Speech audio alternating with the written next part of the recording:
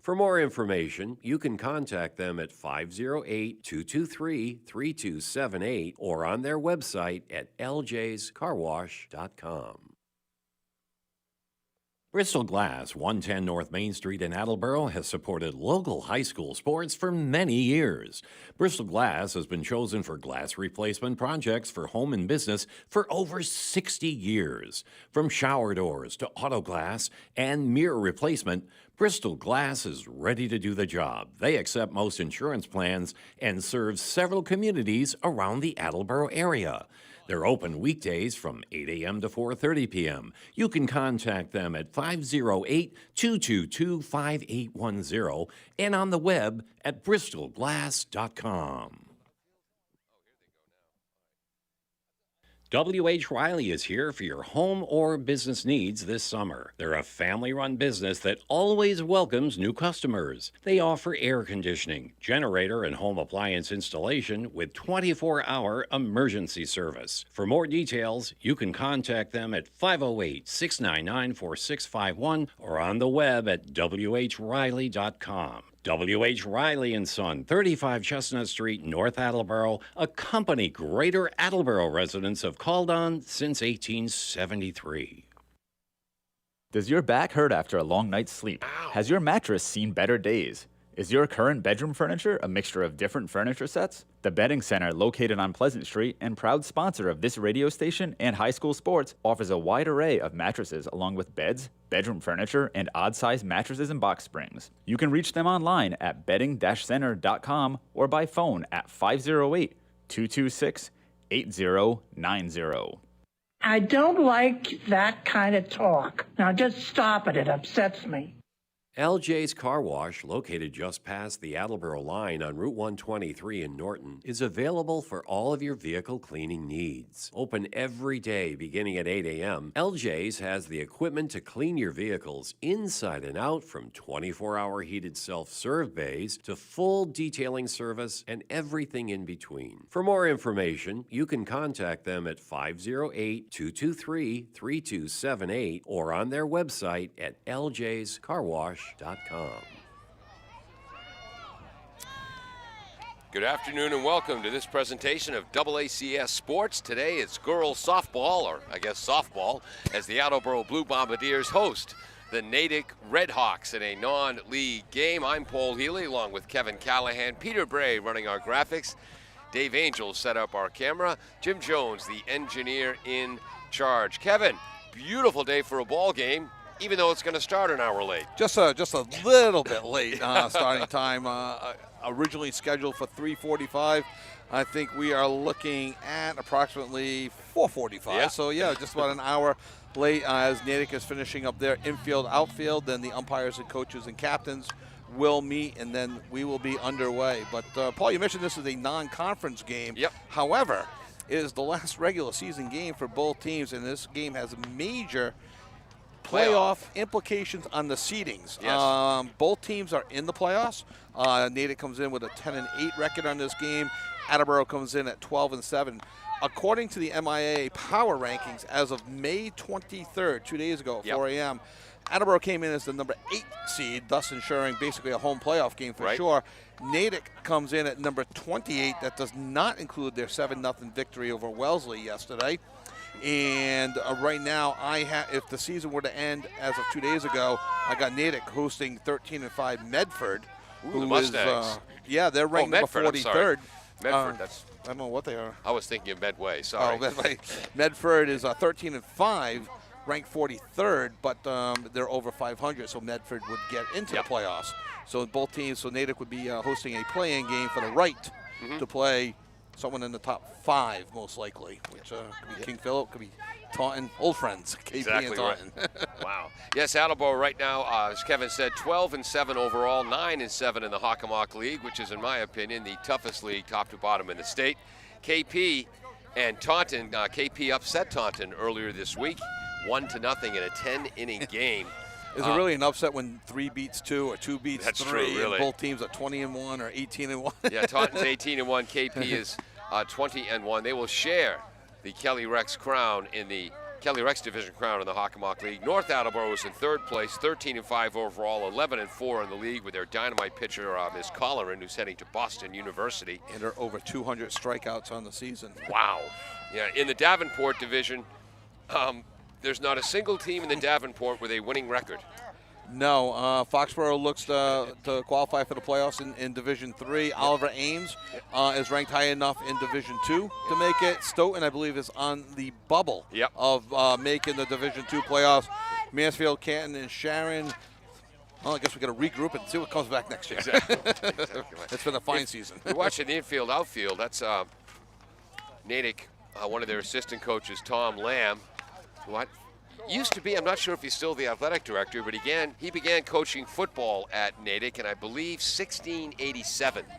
And as a Central Mass guy, he is a Central Massachusetts legend. That's fantastic. Or Massachusetts wide when it comes to high school football. Brought the wing tee to Natick in the early 80s. Coached Doug Flutie in high school and the Flutie brothers. I've heard of him. Yeah. I think he won a Heisman Trophy and played nearby, I believe, at Boston College, a little bit in New England, and all over the CFL and NFL. For Natick today, as Kevin said, they come in 10-8 overall. This is a game on their 4th consecutive day. Yes. Which is going to be tough for them. They're going to start Charlotte Gagliardi in left field. Number 4, Olivia Schultz will start in at catcher.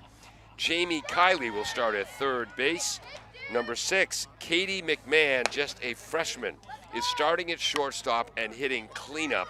She's hitting .532 on the season. I was talking to her mother earlier because she was here when the game was supposed to start.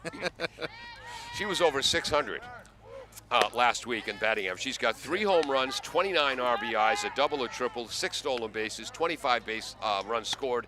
Other than that, she hasn't done much. Well, Paul, she's only walked 4 times, so she, some would say she's probably too aggressive.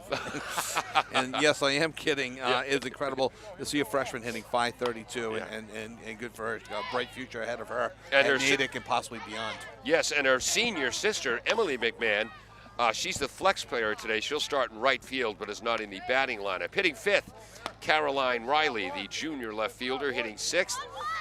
The pitcher, Ellie Beagle, a sophomore pitcher, and I didn't write her stats down. We have to get those from you. Yes. We'll get that in a second. Hitting 7th is Maren Grundig, the senior second baseman. Hitting 8th is Liesel Niedermeyer, another freshman in the starting lineup, playing first base. Hitting 9th is Caitlin Russell, who's really come on late for Natick. Only has 9 at-bats, but 5 hits for a .556 average. She's driven in 5 runs, has 2 triples. Yeah, I was going to say, and 2 of those 5 hits are triples. Yeah. The starting pitcher today, as we mentioned, is going for Natick, is going to be Ellie Beagle. What are her stats? For the sophomore, 40 2/3 innings. She's pitched in 15 games, started one of them, so this will be her second start. She comes in with a 1-0 record on the season. Very impressive numbers with a 2.93 earned run average, a 1.18 whip, which is walks and hits divided by innings pitched. So in essence, she's putting 1 batter on base per inning. Good is like around 1.5, 1.4. And opponents are hitting just .215 against her in 40 2/3 innings for the sophomore. Wow. For the Bombardiers here on Senior Day, we want to mention the 5 seniors. Of course, Sarah Mayer, who's going to be heading to Nichols College to play basketball and maybe softball. She wants to major in criminal studies. Ella Fisher wants to be an architect. Yeah. And unlike George Costanza, she wants to be a real architect. Yeah, she just doesn't want to pretend to be an architect. She actually wants to do it, and it's been accepted at Massachusetts. She's been accepted at the Mass College of Art, which was North Adams State back in my day, and she's on the waiting list, waiting to hear from her first choice, Tufts. Yeah, and a lot of times the wait list, from experience, does pan out for people. So good luck to Ella on that. And then Destiny Miranda, another senior and a catcher. She plans on making some money right away in the cosmetology field. And there's plenty of money to be had in that field. Lily Ruthier, who has been a great addition for the last 2 years to the Attleboro basketball and softball programs, transfer from the Wheeler School. If you don't like Lily, give up. You don't like sports. She's going to Johnson & Wales. She'll major in psychology. I told her if she wants to understand my brain, she'll have to stay at Johnson & Wales for 8, 9, 10 years. Yes. Takes a lot of psychological training to understand me. And, of course... She's looking to do softball with possibly some basketball and then minor in nutrition for Lilia Johnson in Wales. Okay, and then Lauren Eby plans to head to Rhode Island College and major in nursing. Nursing, and she'll be playing softball there as well. Excellent. So it's a very talented senior group, and Natick as well is graduating 6 seniors, and we'll get to that throughout the course of the game as well. Natick is coached by Brenna Keefe. She played at Natick High School and Syracuse, and Brenna and I have something in common. We both played rugby in college. No kidding. Yeah, she played at Syracuse. I was the first scrum half in the history of Bridgewater State College rugby. Played a year in New York, a couple years in Miami. So we bonded over that. We're like brother and sister now. In fact, I'm rooting for Natick now. Some of the rugby players I've met. Okay, well, we'll just leave it at that. But you have a combined brotherhood, sisterhood going on there. Yes, and don't get the wrong idea, but she played hooker, which is the person in the middle of the scrum responsible for getting the ball once it's been delivered to the scrum half and start things going. Not just a fan of the show, TJ Hooker. No. Okay. No. Attleboro was going to lead off with a senior, Sarah Mayer, in center field. Sophomore Emily Eby will play second base. Junior Riley Camacho will be behind the plate at catcher. And Riley's probably for the first time in a little over a year is getting close to 100% healthy. Yes. It's been a long road that started last year in game 1. Yeah. Lily Ruthier will hit cleanup and pitch today. Lauren Eby, the senior, will play first base and hit fifth. Hitting sixth is shortstop freshman Jenna Callahan. Are you familiar with her? Yeah, I know her mom very well. And, oh, you're married to her. Yes, that's right. Jenna's my daughter, and she'll be batting 6th today. Yeah. So always fun to call your kids games. Yeah, really. And it's funny, you're more critical of her than I am. I've been accused of being a little too harsh on my kids in the past, but from years of coaching, and you raised the bar. Yeah, but it's interesting. Both teams starting a freshman as shortstop today, which is very impressive. Hitting 7th is Paige Qualia. She'll play left field. The last game we covered, she had that dynamite 3-run home run to right field. Yeah, and I talked right over you and got real excited for her. Hitting 8th will be Lily McGilvery, the sophomore right fielder. Hitting 9th will be Maddie Moran at third base, and she has been something else defensively at third base this year. We had one game earlier where we had five stars in our score sheet on 5-3 third base to first base plays. Yeah, Maddie's been playing with a brace on her knee, but her range has really improved as the years going on, as she's gotten more comfortable playing, and she's got an absolute gun for an arm. Yes. And what she's done very well, because she knows her arm and has accepted that her arm is extraordinarily strong, she now sets her feet and fires across the diamond to get the out. Exactly. Last year, occasionally being new to the position, she would sometimes rush it. This year, she plays a confident, poised third base. And it's been a dynamite year for the Bombardiers. Our umpires today behind the plate will be Steve Megardishian. Got that right, Steve. He played his high school sports for the Cranston West Falcons. And on the bases will be Joe Carvalho. We've had him before. Went to high school at Diamond Regional. You ever go down to Cranston Stadium in Rhode Island for any baseball or anything like that in your years? Not yet. No. Okay. It's a pretty cool stadium. It's a classic. It's old. It's like so old. I thought maybe so old down there. Wow. Lily Ruthier is warming up, and Lily is 7-4 on the season. 68 innings pitched. She's allowed 45 runs, but only 26 of those have been earned. She's allowed 69 hits, struck out 45, walked 22, a 2.68 ERA. I'll let you handle the whip and opposing batting average. Yeah, she comes in with a whip of 1.34. She's been solid. She pitches the contact. The defense has been good behind her. Yep. And opponents are hitting 255 against her. Attleboro's defense not wanting to jinx them. Yep. In the 19 games, have only made 18 errors. Wow. Leadoff batter up for the Natick Redhawks, Charlotte Gagliardi. I have a niece named Charlotte, so I'm a fan of Charlotte Gagliardi. She's only hitting 375 with a 479 on base percentage. Wow. Knocked in 8 runs, has 4 doubles on the year, 2 stolen bases, 11 runs scored, which matched the uniform number on her back. High ball 1 from Lily. Okay, I keep my scorebook in pencil. Kevin's more confident. He keeps his in pen.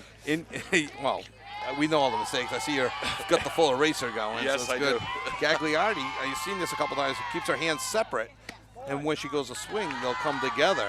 Ty Cobb style. Yes. And She doesn't chew as much tobacco as Ty Cobb did, though. Probably not. Don't know her all that well, but I think you're right. So. Lily getting ready to wind. 2-0 is the count. High ball 3. And this season with both Lily and Jenna Callahan, who's the other pitcher for the Bombardiers, the first inning's been the toughest for them in many games this year. Yeah, first inning for both has been a little bit rough at times, and even offensively, they've been slow out of the gates offensively. So their goal is to get through the first inning, tide her ahead, and then take off from there. Just a bit high, and it's ball 4. And Natick has the leadoff runner on.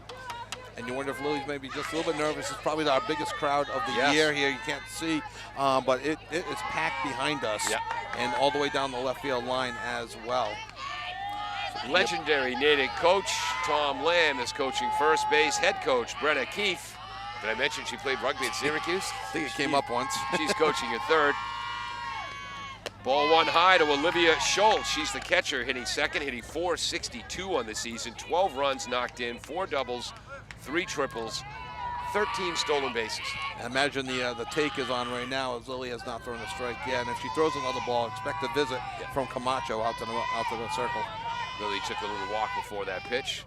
Right down the middle, lofted over the shortstop's head into center field. Nearly had an 8-4 put out at second, but that's a base hit for Olivia Schultz.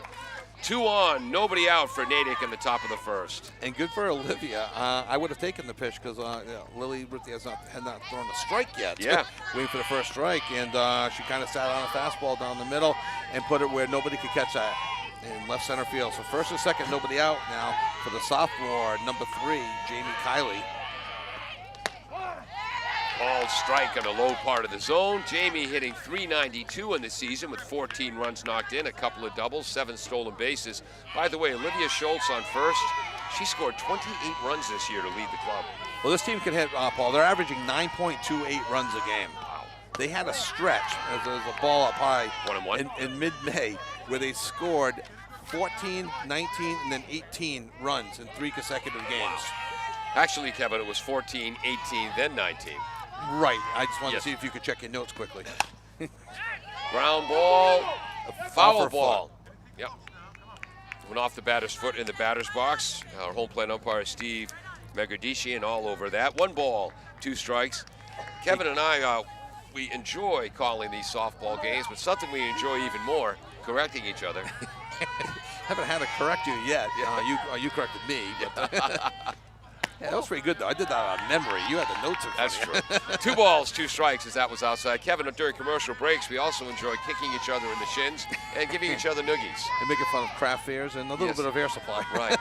No wedgies, though. It's too many people here. That's too many people. Wouldn't be appropriate. Shot. That's into right center field for a base hit. Hitting third base and scoring is Gagliardi. It's a 1-0 lead for the Redhawks. An RBI single for Jamie Kiley.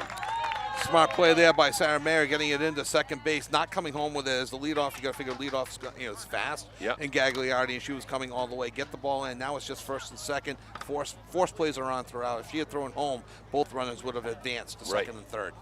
So runners at first and second, nobody out. And the cleanup hitter up, freshman sensation Katie McMahon. She plays shortstop, has scored 25 runs, hitting .532, 3 home runs in the season, leads the team with 29 RBIs, 1 double, 1 triple, 6 stolen bases. Did we mention she's a freshman? She's got that athletic build that you see with a lot of track stars. Yeah. The longer legs, cross country stars as well. So you can tell that 4-hitter freshman she's going to have coming up to the plate with a lot of confidence. Yes. Had a lovely conversation with her mom before the game. We had nothing else to do because the Natick bus was late. And her mom didn't roll her eyes once at one of my stupid comments. Well, you're new to her. So. Inside pitch off the fists, fielded by Callahan, the shortstop. Gets it to the second baseman, Emily Eby, for the out, and Emily wisely holds on to the ball. Doesn't try for a double play on the very speedy Katie McMahon, so she reaches on a fielder's choice. The out at second is 6-4 if you're scoring at home. And why wouldn't you be? Look for the scale to be on now. If I'm Attleboro, and they're not asking me, I would throw down the second, give up the run. Attleboro's offense is averaging 9 runs a game. Get the outlet. Lily start from scratch. Riley's got a strong enough arm. Breaking ball, swing and a miss, strike 1, and they allow the stolen base. to Katie McMahon. So McMahon at second. At third base is Olivia Schultz, who again has scored 28 runs this season. And that's why I don't coach, Paul, at the high school level. 7 stolen base of the season for McMahon. 0-1 to Carolyn Riley, hitting .423. Actually 0-2 now with that foul ball. She's hitting .423. She's got a home run and 19 runs knocked in. 3 doubles, 2 triples, 5 steals. Triples are fun. Triples are fun. You see a lot of them on softball. Attleboro keeping their defense back, so they are giving up the run to get the out. Good trust in their offense. Pitches outside, 1-2. Tries to get her to chase. Moran at third, Callahan at short, Emily Eby at second, Lauren Eby at first. The outfield left to right, Qualia, Mayer, and McGilvery Camacho behind the plate.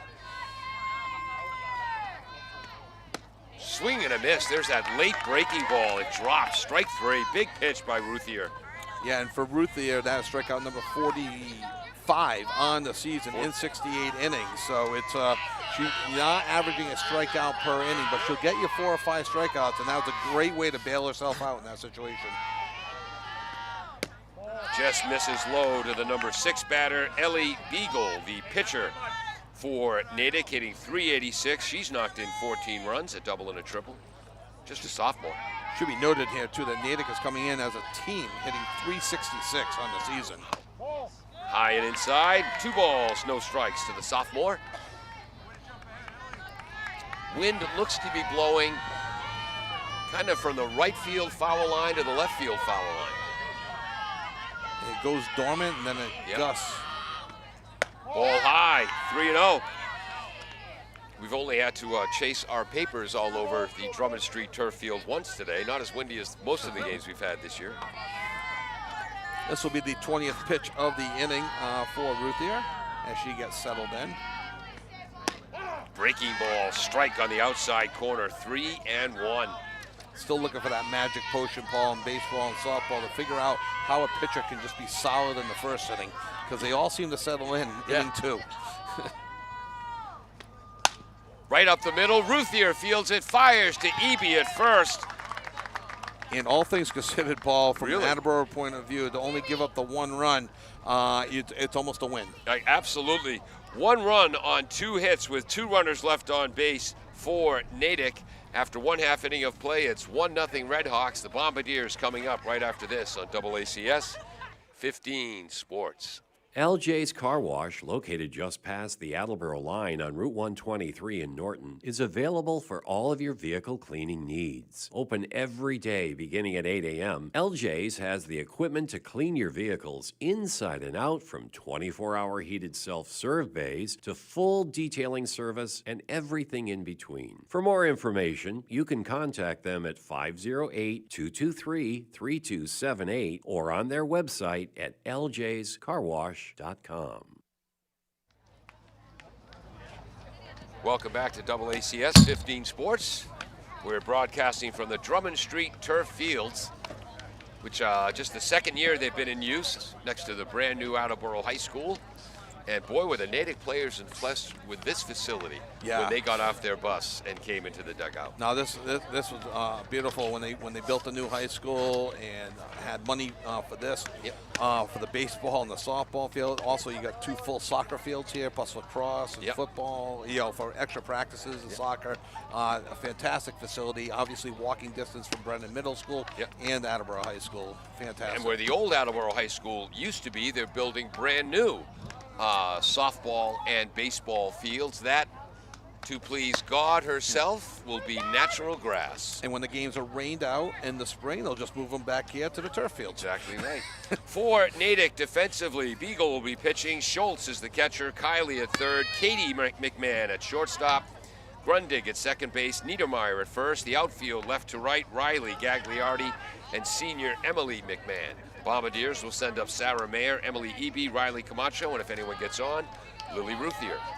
Good arm from junior captain Olivia Schultz behind the plate. So if Attleboro's going to run, they might have to put some hit and runs on, or maybe some bunt and runs. Straight steals might be tough today. Yeah.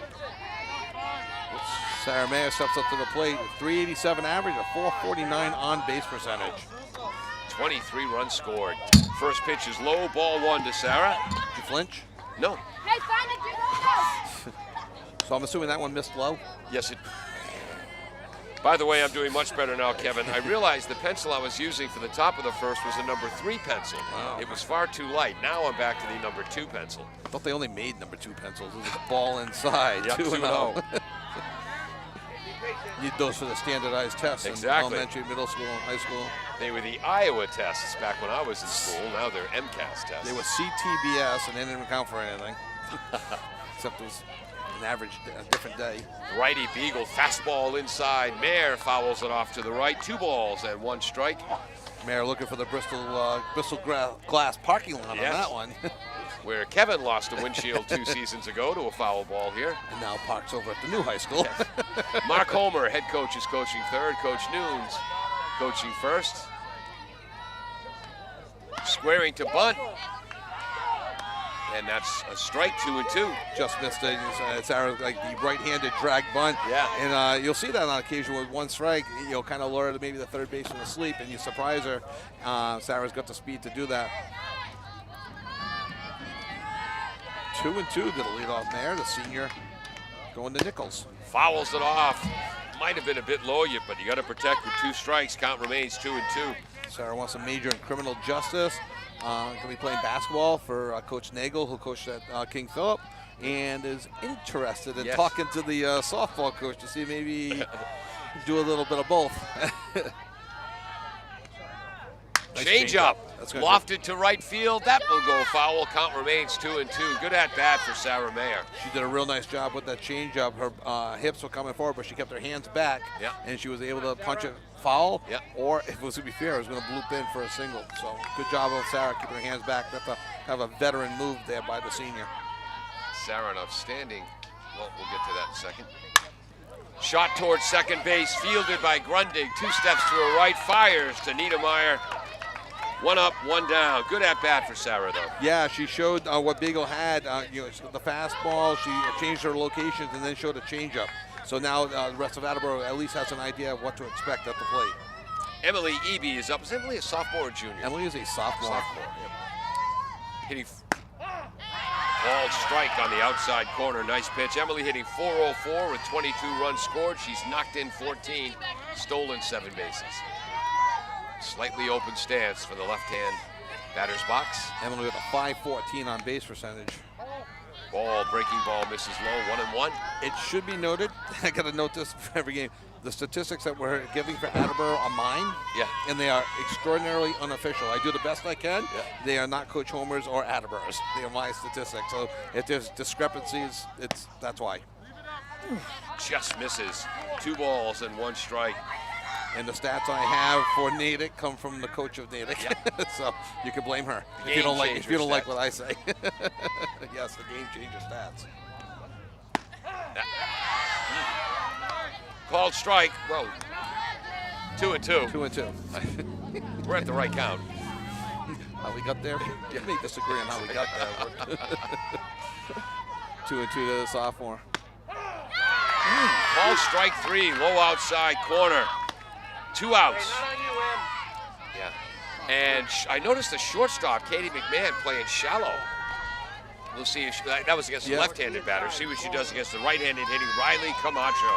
And what she doesn't know is Emily Eby likes to shoot that hole between third and short. And when Emily does that later on in the game, we'll see if she backs up a bit. Missing low, a change-up or breaking ball. Riley hitting .455. 1 homer, 9 RBIs, 4 doubles, 6 steals. Injured her shoulder in the first game of the season last year. Missed half the basketball season. Called strike. 1-1. Just started catching again late this season, and Coach Homer, he's happy because she's ready to go once the playoffs start. Well, the timing, Destiny Miranda, the senior, and the freshman Nina Sullivan have been splitting time at catcher, and both have done a great job. I think both kind of like unsung heroes. Especially Destiny, the senior. Riley's a tremendous catcher, and now with the shoulder healed, she goes back at least temporarily. We'll see how it goes the rest of the way to the starting position of catcher. Called strike 2-2 on the inside edge, and all 3 of the young ladies, Nina Sullivan and Destiny Miranda, are excellent receivers. Absolutely. Camacho's got the best arm. I think she's got the best all-around game for sure. Swing and a miss. Late break on that pitch. Great job by the sophomore Beagle. She's now up to 43 strikeouts. No, up to 44 strikeouts in 41 innings pitched. So, no runs, no hits, nobody left on for the Bombardiers after one full 1-0 Natick on AACS 15 Sports. Falls AC, 8 Stack Road in North Attleboro, supports high school sports in our community at every level. Opened in the early 80s, owner Angelo Cavallari is proud of their 40 years of service to the Attleboros. Falls AC is open 7 days a week from 10 a.m. to 1 a.m. They have lunch and dinner daily, banquet rooms for your meetings or get-togethers, and dart leagues. The entire staff at Falls AC wishes the high school athletes the best of luck in every game. Falls AC, 8 Stack Road, North Attleboro, 508-695-2688.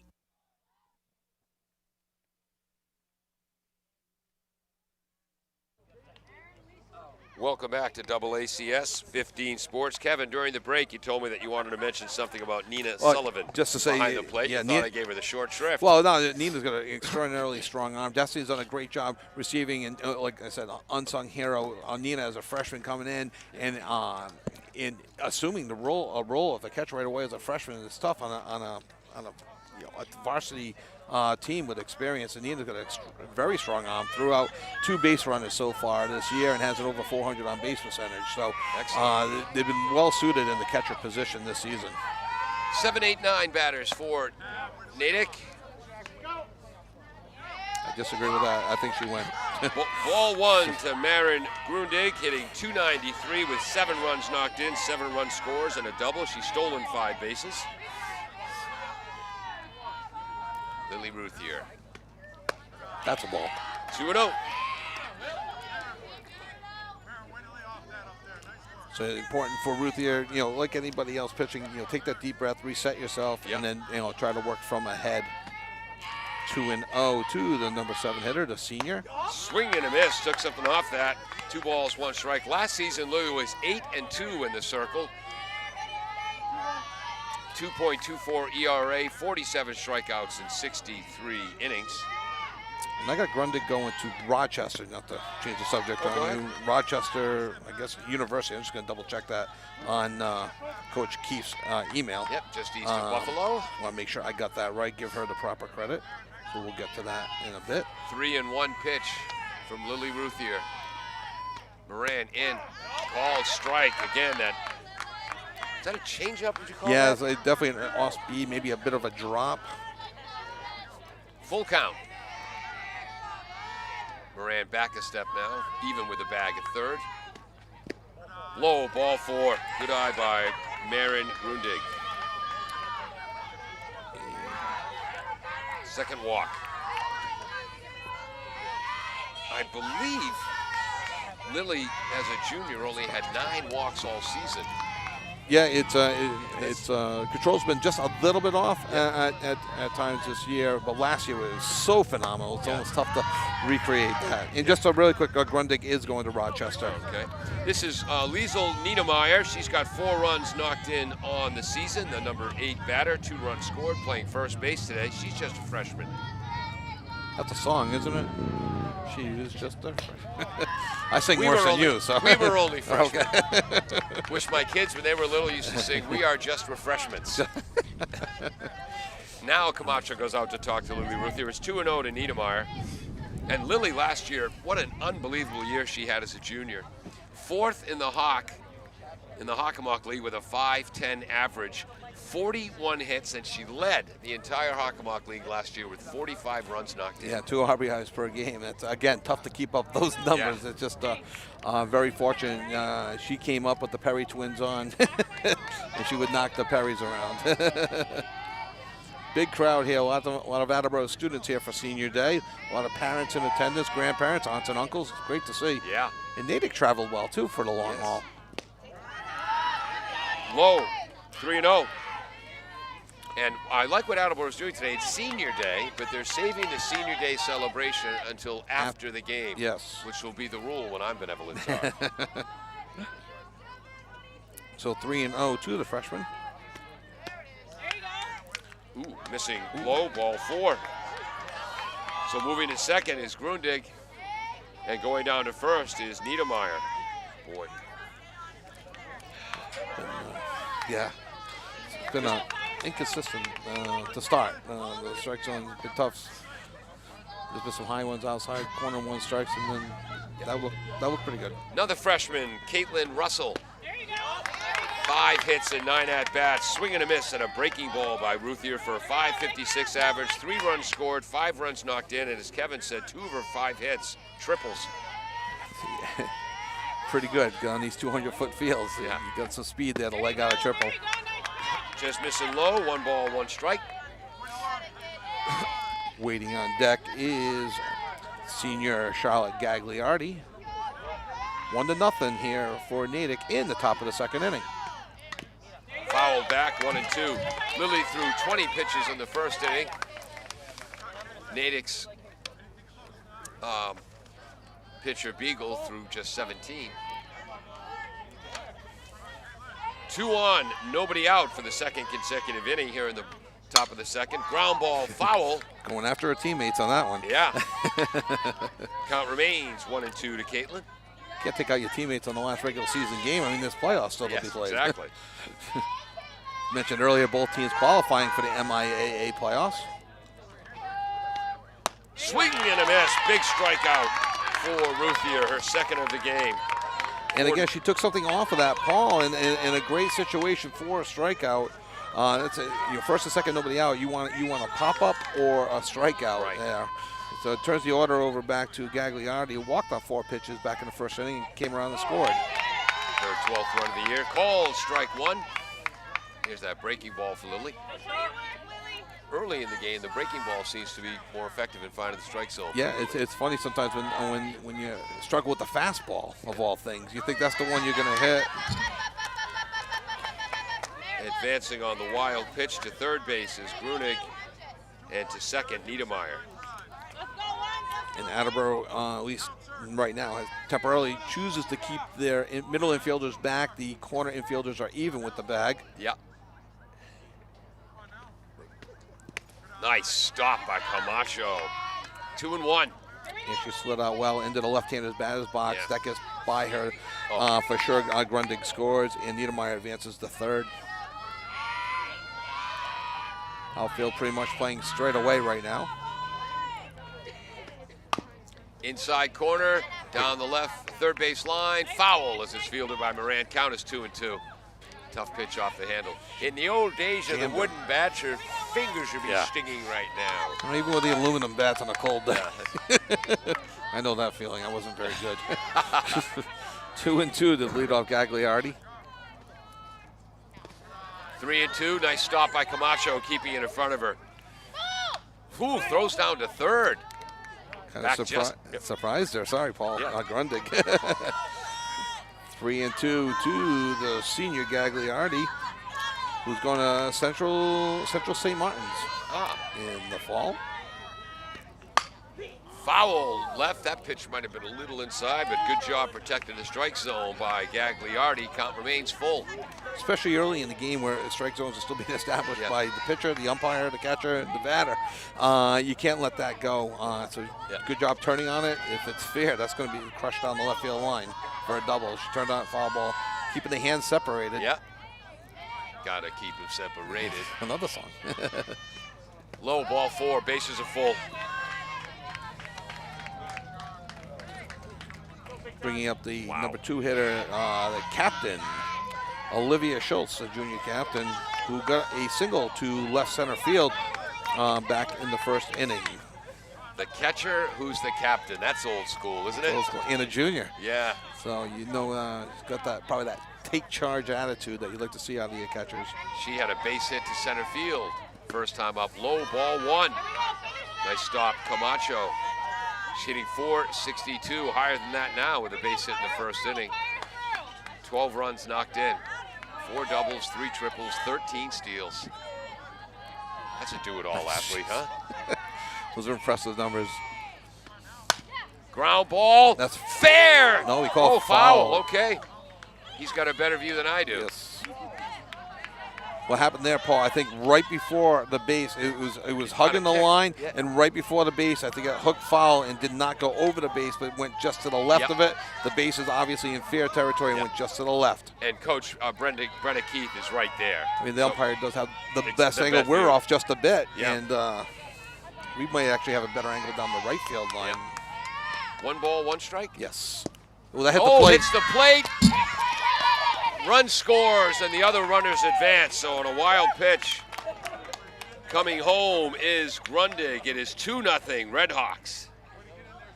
Moving to third is Niedermeyer. Moving to second, Gagliardi. And it's 2-1. Tough break. Niedermeyer scored on that, you said? Oh, no, I'm sorry. Grundig scored. Niedermeyer's on third. And it takes the force off right now, too. So second and third, 1 out. 2-0 Natick. Top of the second, 1 out. Just missing low, 3-1.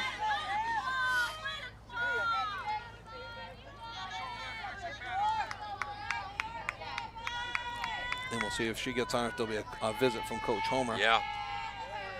But 3-1, good count here for Schultz, who was 1 for 1 on the day. Shot to the left center field gap. That's going to reach the fence 200 feet away, clearing the bases. Throwing to second. It's a 2 RBI double and a 4-0 lead. Olivia Schultz, a double for knocking 2 runs. Attleboro was in a similar situation against Franklin as Coach Homer visits the circle. They were down 8-1 to Franklin after 1 inning last week, and did come back and win 13-8. So Attleboro's been in a situation. They also know they can come back, and with their offense averaging, just over 9 runs a game. But again, like we talked before, it's tough to keep Natick with a .366 team batting average and averaging 9.2 runs a game. Tough to keep them off the bases. Right. 3 runs this inning on just 1 base hit. In the words of the great Casey Stengel, walks will kill you. And Paul, we have a pitching change. We could give you other quotes from Casey Stengel. We got a pitching change. Yep. Jenna Callahan is in the pitch. All right, Jenna Callahan moving from shortstop to the circle, and against Franklin, Jenna came in. Yep, and she came in relief of Ruthier. Jenna gave up a couple hits, a couple walks, and it was an error. Came out of the inning with the score 8-1. Settled down after that, and kept them in check with some real good defense and some good pitching and timely hitting. So this would just be a straight switch of with Callahan going from shortstop to pitcher, and pitcher Ruthier going from pitcher to short. So let me put that there. We'll take a break with a score in the top of the second inning. Natick 4, Attleboro 0. Natick with a runner on second, just 1 out as Callahan warms up. We'll be right back. Are you looking for meal options for you and your family? Consider Rico's Subs and Pizza on Route 1 in North Attleboro. Open since 1971 and a proud sponsor of high school sports in the Attleboro area. Rico's cooks up many flavors of pizzas, subs, and calzones, all in-store and using fresh ingredients. They're open Monday through Saturday from 11 a.m. to 10 p.m. and Sundays 12 noon to 10 p.m. You can also order ahead by calling 508-695-1296. We're back. Callahan's first pitch, breaking ball, catches the inside corner. Call strike 1 to the number 3 batter, Jamie Kiley, who had an RBI single to right center at the top of the first. Jenna comes in with a 5-3 record, a 3.48 ERA, a 1.43 WHIP. Opponents hitting .248 against her. Oh, nice breaking ball there. That's hit to right center field. Mayer's back, makes the running catch. Tagging going to third. Safe. Ooh. So a ball hit deep by Jamie Kiley. Nice play by Mayer in center field. 2 outs, runner at third.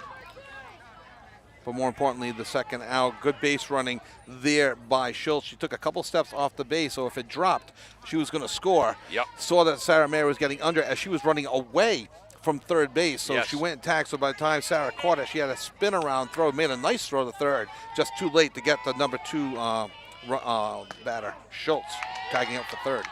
Taking something off that breaking ball, catches the inside corner. Strike 1 to freshman sensation Katie McMahon. Hitting .532, 3 home runs, 29 runs knocked in. Ball, nice stop, Camacho, 1-1. McMahon got reached on a fielder's choice, ground ball to short. Last inning flipped to second and stole second base and was stranded there. Swing and a miss on a breaking ball low and inside. Nice pitch, Shenna. Callahan's up 1-2 now to the number 4 hitter. Freshman versus freshman right now. Yeah, wow. Gets the sign for Camacho. Breaking ball. One hopper to Ruthier. Across the diamond. That's going to... E6. Yeah. So that goes as an unearned run charge to Ruthier.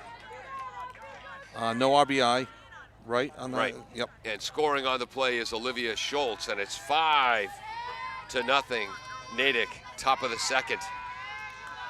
Steps up to junior Caroline Riley. Slow ground ball to Lauren Eby. She'll take it herself at first base. 3 unassisted. That's the 3rd out of the inning. But Natick records 4 runs on but 1 base hit. And 3 of those 4 runs were earned. So after 1.5 innings, the Red Hawks 5, the Bombardiers nothing. They're coming up for the bottom of the second right after this. Bristol Glass, 110 North Main Street in Attleboro, has supported local high school sports for many years. Bristol Glass has been chosen for glass replacement projects for home and business for over 60 years. From shower doors to auto glass and mirror replacement, Bristol Glass is ready to do the job. They accept most insurance plans and serve several communities around the Attleboro area. They're open weekdays from 8 a.m. to 4:30 p.m. You can contact them at 508-222-5810 and on the web at bristolglass.com.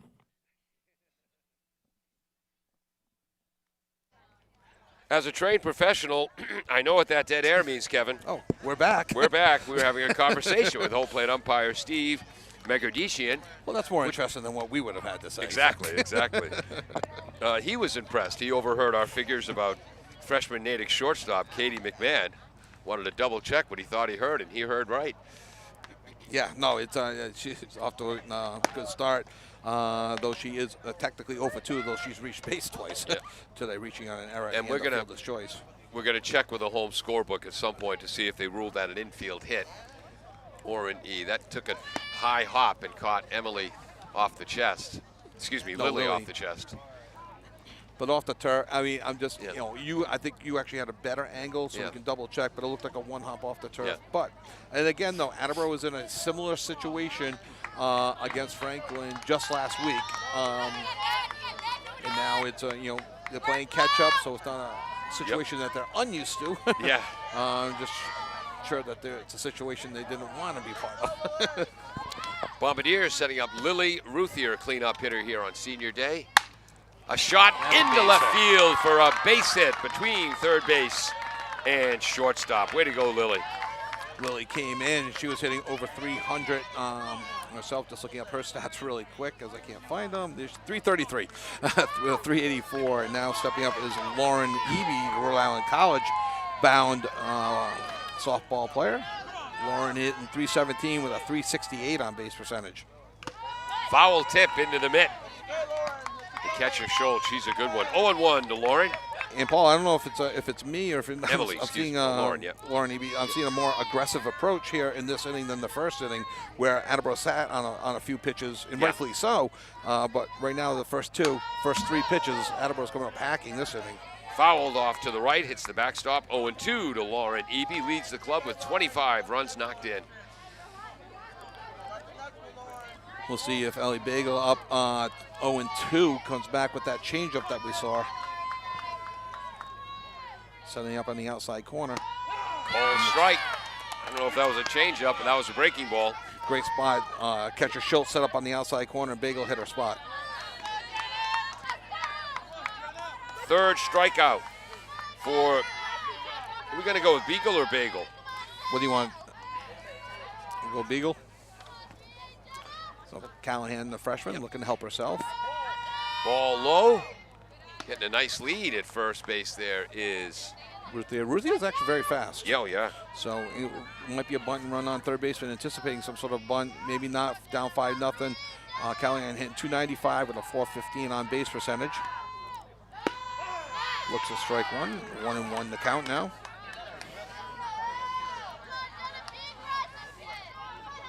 Jenna's got knocked in 11 runs. She's got 2 doubles, 1 triple, 5 stolen bases. Fouls that off to the left. Count as 1 and 2. Jen, as a freshman, was a JV volleyball player, JV basketball player. What did she have? How many was it, 14 or 15 against Franklin? Yeah, no, I think she was like 15 or 16. Yeah. She went off one game. That was nice to watch. Yeah, but softball is her sport. Okay, I mean, Call strike on the outside corner. 2 outs. bringing up Paige Quellia. Paige has had a fantastic season, hitting .370 with a .483 on base percentage, up with 2 outs. Now we'll see if we put Ruth here in motion. Yeah. Again, Schultz has a strong arm, so we'll see. Ball low and away, 1-0 to the junior left fielder. Who did she have the 3-run homer against? That was against Milford. That's right. You put me on the spot. I Yes. remembered. I've got the game notes here. I forgot to take them out of the bag. There's a strike on that outside corner. 1 ball, 1 strike to the junior. And I think Coach Homer is telling his team, like, okay, you've seen it now. It is a strike. You're going to have to go after it. Exactly. You have to make the adjustment. Exactly. We're in the bottom of the 2nd inning now. We know what the strike zone is. Batter's going to adjust. 2-1. 2-1 to the junior. Wearing number 24. He's played a solid left field this year as Paige. Yep. Home run, like you mentioned, on the year, and bombed that one to right field. Fouls that off. Kind of a protected swing there. Yes. As, last minute decided. 2-2. She wears 24, which reminds me of Willie Mays, reminds Kevin. Dwight Evans, yeah. You're 10 years younger. Yes. The 2-2 pitch. Could be trouble. Pitcher fields it going to her right. Nice play by Beagle to Niedermeyer. 1-3 if you're scoring at home to retire the side. No runs, 1 hit, 1 runner left on base after 2 full. It is 5-0 Natick. We'll be back with the 3rd inning after this on AACS 15 Sports. Falls AC, 8 Stack Road in North Attleboro, supports high school sports in our community at every level. Opened in the early 80s, owner Angelo Cavallari is proud of their 40 years of service to the Attleboros. Falls AC is open 7 days a week from 10 a.m. to 1 a.m. They have lunch and dinner daily, banquet rooms for your meetings or get-togethers, and dart leagues. The entire staff at Falls AC wishes the high school athletes the best of luck in every game. Falls AC, 8 Stack Road, North Attleboro, 508-695-2688. I don't like that kind of talk. Now just stop it. It upsets me. I think she means you, not me, Kevin. Oh, okay. Sorry about that. Welcome back to AACS 15 Sports. I'm Paul Healy along with Kevin Callahan. Peter Bray running our graphics and keeping up with the pitch count, which you can see on our screen. Dave Angel set up our backstop camera. And Jim Jones is the engineer in charge. For Natick, they'll send up their 6, 7, 8 batters. This is pitcher Emily Beagle. She ground back to the circle her first time up. Called strike. Breaking ball hits the outside corner, 0-1. Jenna and her 4 batters has thrown the first pitch strike. Important to work from ahead. Yeah. And I was looking at some stats. I'll get to them in a second. Fouled off to the right towards our Bristol Glass parking lot, 0-2. And it's interesting, and this goes for, I think, everybody. Yeah. But Jenna and Lily, and when they throw a first pitch strike, Yeah. the percentage of walking that batter is like 2%. Wow. Inside corner, 1 ball, 2 strikes. Good idea trying to jam her inside. If she swings at that and hits it, it's going to be a dribble, a foul, or maybe a strikeout. Beagle has just thrown 30 pitches in the first 2 innings. Here she is hitting now in the top of the 3rd, 1-2. She's hitting .386 on the season with 14 runs knocked in.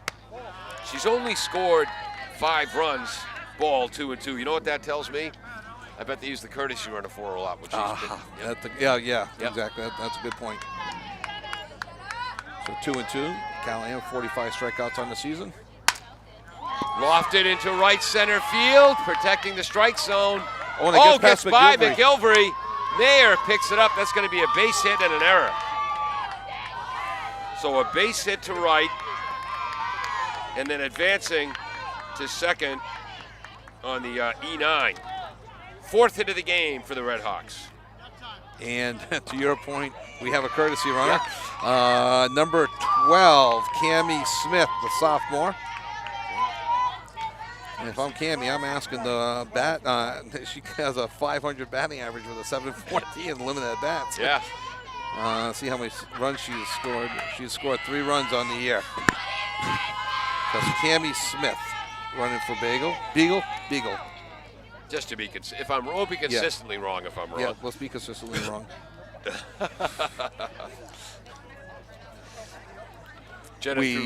We fully expect Beagle to re-enter the game as the starting pitcher. So nobody out. Runner on second for Grundig, who walked and scored in the second inning. Shot up the middle for a base hit, fielded by Mayer. Sending her home. Nope. They hold the runner at third, so runners at the corners. I think it sounded like a better hit than it was. But it landed well before the base and kind of dribbled out the center. Well placed and a strike. I mean, it was a well hit ball. Off the end of the bat. Yeah. So runners at the corners. Nobody out. We'll see if there's any bunting with the 8 and 9 hitters coming up. And they let the runner go down to second on the strike one call, stolen base. 0-1 to Niedermeyer, who walked and scored in the second inning. You're wondering what those blue objects are in the left field you're seeing in our backstop camera. Those are graduation gowns. Breaking ball just misses the outside corner. First one was a strike there. Tried to live out there, see how much further she could get, and hopefully she learned not that far. Exactly. 1-1 pitch. Tries to go for the inside corner. 2 balls, 1 strike, and Jenna changes speeds well, moves the ball around well. Generally has good controls, has some games where she's had 3 or 4 walks, but generally has less than that, as she's walked 21 on the season. 1 hopper to the second baseman, Emily Eby, out at first, run scores, so a fielder's choice and an RBI for Niedermeyer. Boy, came in hitting 167. She's walked and scored a run and now knocked a run in. And as of right now, it's an unearned run, but could turn into an earned run depending on how the rest of the inning goes, right? Yep. Okay. Moving to third is Grundig. Yep. Ball strike. Called strike. Kind of like a bit of a rise on the outside corners. Attleboro elects to, well, they moved Emily Eby in a few steps. She's kind of like halfway. I can't see Lily Ruth there. It looks like she might be back a couple steps. She's about midway. Midway, the corner infielders are even with the bag where they kind of normally play anyway. So anything third pitch first, look the runner back to third and get the out of first. 1-1. Spin on that. That's going to be blooped into right field for an RBI single. 7-0. And again, credit Natick in a 366 team batting average. They put the ball in play. Well placed. Yeah. Well placed singles from the bottom of the order on a single to right center. So runner first. 3 hits in this inning, 6 in the game, 7 runs. Breaking ball, ground ball, cut off by Moran, goes to second base for the out. The batter was Caitlin Russell. No, I'm sorry, batter was leadoff batter Charlotte Gagliardi. Caitlin Russell had the RBI. Jenna's been fairly effective getting like balls off the end of the bat near the end. That was a nice play by Moran to cut down the lead runner. Smart play there as they got her out on the fielder's choice and plenty of time at second. Hit too slow to try to turn a double play. Olivia Schultz is up. She's 2 for 2. That ball gets away from Camacho. Going down to second base is Russell. We're going to call that a pass ball. And just off the glove. Yep. Olivia Schultz had a base hit to center in the first inning and a double to left center to knock in 2 runs in the second inning. This counts 1-0, and there is 1 out. 2 out, sorry. Ground ball to Emily Eby, slowly hit, gets it in time, underhands it to Lauren for the out. 4-3. So 2 runs. Yep, so 2 runs on 3 hits. One error. 1 runner left on base Is and it- 1 error. You want to say one of the runs is unearned? Yes. Okay. 1 run unearned. Okay, so after 2.5, the score is 7-0. Attleboro's going to have to get going. They'll send up McGilvery, Moran, and Sarah Mayer. We'll be right back on AACS 15 Sports. Falls AC, 8 Stack Road in North Attleboro, supports high school sports in our community at every level. Opened in the early 80s, owner Angelo Cavallari is proud of their 40 years of service to the Attleboros. Falls AC is open 7 days a week from 10 a.m. to 1 a.m. They have lunch and dinner daily, banquet rooms for your meetings or get-togethers, and dart leagues. The entire staff at Falls AC wishes the high school athletes the best of luck in every game. Falls AC, 8 Stack Road, North Attleboro, 508-695-2688.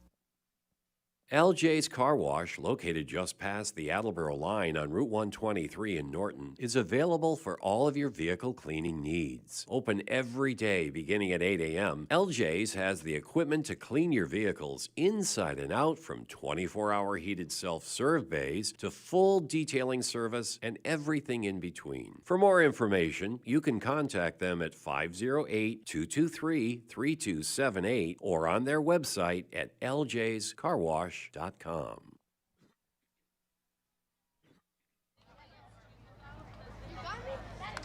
Welcome back to AACS 15 Sports. Bottom of the 3rd inning, Bombardiers on senior day trailing 7-0. And they haven't even gotten through the order yet, as this will be the number 8 batter, Lily McGilvery, followed by Madison Moran, then the top of the order, Sarah Mayer. McGilvery was one of the batters that got things going against Franklin in that big comeback game, hitting a double into the gap in left center and kind of inspiring the rest of the team to a big 11-run inning. She's hitting .238 with a .292 on base percentage. Look at that miss. 2-0. McGilvery with, yes, a double and a triple on the year, 7 RBIs, 4 runs scored. Called strike. It looked like Lily was taken all the way there. Attleboro bench a little more enthusiastic this inning. Want to say hello to a couple of fans in Phoenix. Coach Homer's lovely daughter, Brianna, and his adequate son, Jess Gregg. Shot to first base, fielded by Nita Meyer. She'll stick in the bag. 1 up, 1 down. Bombardiers have had but 1 base runner today. 4 strikeouts already for the sophomore Beagle. And Maddie Moran is up, hitting .269. 4 runs knocked in, a double and a triple. She scored 4. 387 on base percentage for Moran, playing a real good third base as well this season. Looks at a ball inside, low. Yep, low and in.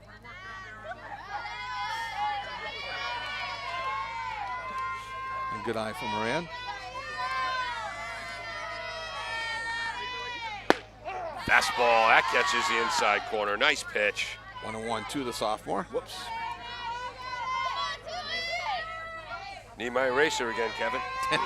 Putting it in the wrong batter. There we go. Moran with good pop on her bat. Foul ball off the catcher Schultz. I've gone through 2 erasers this year. Kevin, well, he keeps his scorebook and pen. 1 ball, 2 strikes. It helps when you know what you're doing, Paul. All right, Weisenheimer. 1-2 to the sophomore Moran. Up in the strike zone. Gonna drop. Pops That's it a up. lot of Oh, spin. the backspin. It's a funny game. You can have a line shot right at a player for it out. That was off the handle. Maybe she's played some billiards, because boy, that had some A backspin. lot of English on that ball, and it was hit just far enough to the pitcher that had no chance of spinning foul. Yes. And the pitcher, Beagle, really had no chance, and it was tough to read off the bat because you didn't know if it was going to come right to her. But that sets the order, turns the order back over 1 to Sarah Mayer, the senior, going to Nichols College with Moran on first base. And we'll see if any adjustments are made the second time through the lineup for Attleboro. Sauer ground out to second base her first time up after a long at-bat. Shortstop across the diamond, low throw. Good throw would have had her, so sadly I think we're going to have to call that an error. You think so? I didn't know if we wanted to go single on No, that. the throw would have got Sarah. Okay, so But it was E6. low, yep. Okay. And, you know, come on, I'd love to give Sarah the hit there. But Well, it's senior day. Yeah, really. So Sarah moves to second on the throwing error, and at third base is Maddie Moran. Interesting approach. Sarah looked at a 7-pitch at bat before grounding out to second in Yep. her first at bat. Goes after the first pitch. Right. This time and into the hole at short, and just like you said, it would have been bang bang at first. Yep. A lot of times when it is bang bang, I do like to go single Yep. in error, but Yep. I will defer to you on the error on that one. And then again, the junior catcher, Olivia Schultz, who's the captain, calls the team together, tries to settle the Red Hawks down. Bombardiers have runners on second and third, 1 out, and Emily Eby's up. She struck out looking in the first, hitting .404. She's knocked in 14 on the year.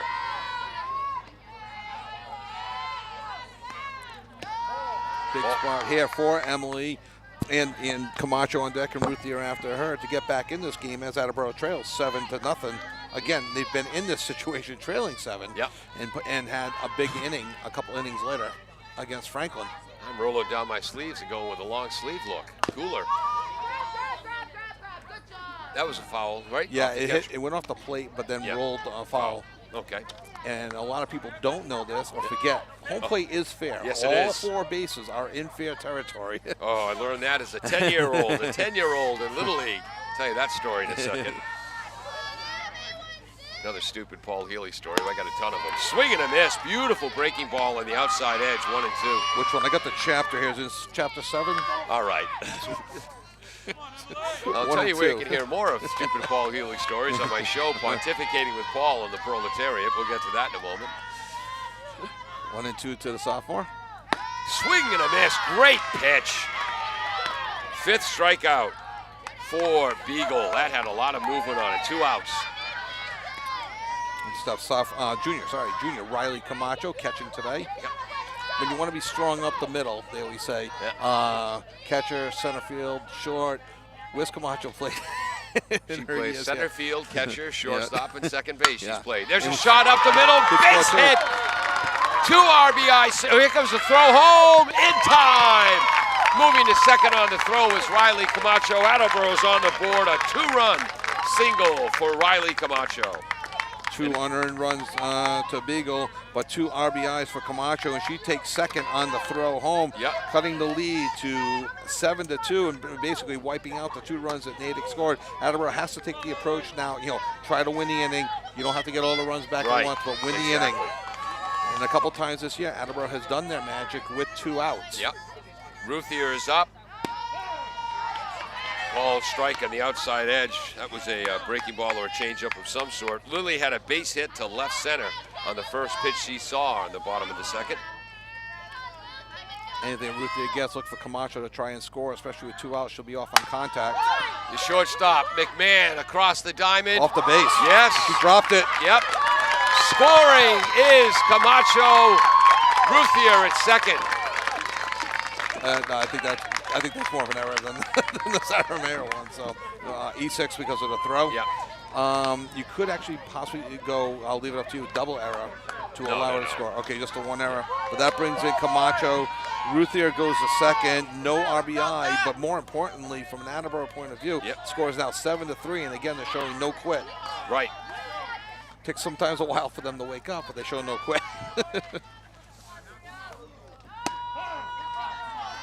Thinking Kevin, I was looking away. Yep, strike on the outside corner to Lauren Eby. Struck out back in the second inning. Lauren going to Rhode Island College to study nursing in the fall. And that Popped up. could be trouble. Short right center, and that falls in for the Bombardiers, and that's going to be an RBI single. A seeing eye Texas leaguer. But like and you even mentioned, Lauren Eby was laughing with Coach Nunes. hey, you know how it is. The line shots get caught. Sometimes the well placed. So that's the 4th run this inning for Attleboro, and they trail by 3 here in the bottom of the 3rd. Stepping to the plate now is Jenna Callahan, the freshman. 2 hits in the inning, 3 hits in the inning for the Bombardiers. 4 runs at 7-4. Ball strike. Jenna struck out looking the first time. Jenna comes into the game with a 295 average, a 415 on base, 13 hits on the season, 2 doubles and a triple. 11 runs knocked in. Aggressively swings at that. That's going to be a foul down the left field line. Hustling over into the dead ball territory is left fielder Riley. Jenna's got to get the hips going a little bit quicker to attack the ball out in front of the plate more. When she does that, that's how she got that triple. Yep. And she'll pull the ball. She actually pulled the ball against Colleran Yeah. the other day and reached really? on an error and a run scored. Yeah. Colleran is, most people don't know, throws very hard and is going to BU to pitch. Ball high, 1 ball, 2 strikes. As Beagle was trying to get the freshman to chase, she did not. Like the braid today. The what? Is that a braid or just Oh, a yeah. ponytail with the multiple elastics? Fouls that back as Jenna's protecting the plate as the young ladies got the message from Coach Homer. Do not go down looking again.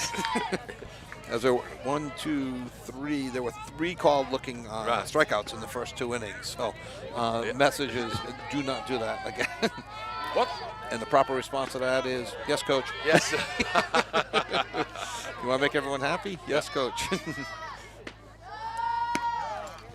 Good eye on the changeup outside, kind of like a floater change. A little bit of rotation on that. But 2-2 to the freshman Callahan. Lefty batter waits for the pitch from Beagle, the sophomore. Oh, whoa! Just misses taking out Paige Quayle. A nice play by Mark Homer. Mark Homer. Yeah. Going after Paige Quayle on that one. Jenna has to start a little bit sooner on those. Get the hips going and drive the ball. Don't go after coach. Don't go after your teammates. Just starting left fielder. 2 balls, 2 strikes. Big at bat here. 2 outs. Fouls that one off. Ooh, just misses a car parked behind the backstop, and guess what? They're moving now. This was a good seat. Yes. The 8th pitch of the at-bat coming up for Jenna. Wow. Jenna sharing a laugh with the catcher, Schultz. Schultz behind the plate, Kylie at third, Katie McMahon at short, Grundig at second, Niedermeyer at first, the outfield left to right, Riley, Gagliardi, and senior Emily McMahon. 2-2 delivery. Oh, stays high. Popped up to third. I think that was going to stay high, but again, Jenna protecting the strike zone. Tough changeup. Yep. It was slow. Sometimes your eyes light up on the high one. Exactly. But a 8 pitch at bat. So that's the 3rd out of the inning for the Bombardiers. 4 runs on 3 hits. 1 runner left on base. 2 Natick errors. And after 3 full, the Red Hawks 7, the Bombardiers 4. Kevin, we got a ball game. Yeah, just what Attleboro needed was a 4-run inning there. The score is now 7-4 after 3. We'll be right back. Claudino's Auto Repair, located at 310 South Main Street in Attleboro, is celebrating 26 years in the auto and truck repair business. Over the years, John Claudino and his team of mechanics have worked to build a long-lasting rapport with their customers. From oil changes to diagnostics, transmissions, and routine maintenance on foreign and domestic cars and trucks, Claudino's will keep your vehicle running. Claudino's Auto Repair, 508-226-8545 or at claudinosautorepair.com. Welcome back to AACS 15 Sports. I'm Paul Healy along with Kevin Callahan. We've got some changes for Natick. Did he say number 8 in for number 20? Whoops, I'll turn your mic up. Oh, you'll put your headset on. And I'll put my headset on. No one can hear me, right? So they are putting in senior captain, number 8, Dana Singer, will be in, and she'll, I'm assuming, will be pitching for number 20, Ellie Beagle. Okay. So interesting there as they change things up, as maybe Natick coach Keefe thinks Attleboro might be getting to Beagle now, 2nd time, 3rd time through the lineup. And they both play a lot at pitcher, so it's not an absurd. And then Attleboro also brings in their number 8, Emma Fisher. Ella Fisher. Ella Fisher on senior day. Ella recovering from an injury herself, just recently got cleared to play. And she's in at right field. I'll flip my score sheet over now. 7-4. Natick leads, top of the 4th. First pitch to Jamie Kiley was high ball 1. She is a ground ball an RBI base hit to right center in the first inning. A deep fly out to center field in the second. What's the count here? Count is 1-1, kind of a change up there low in the zone. 1-1 to number 3 hitter.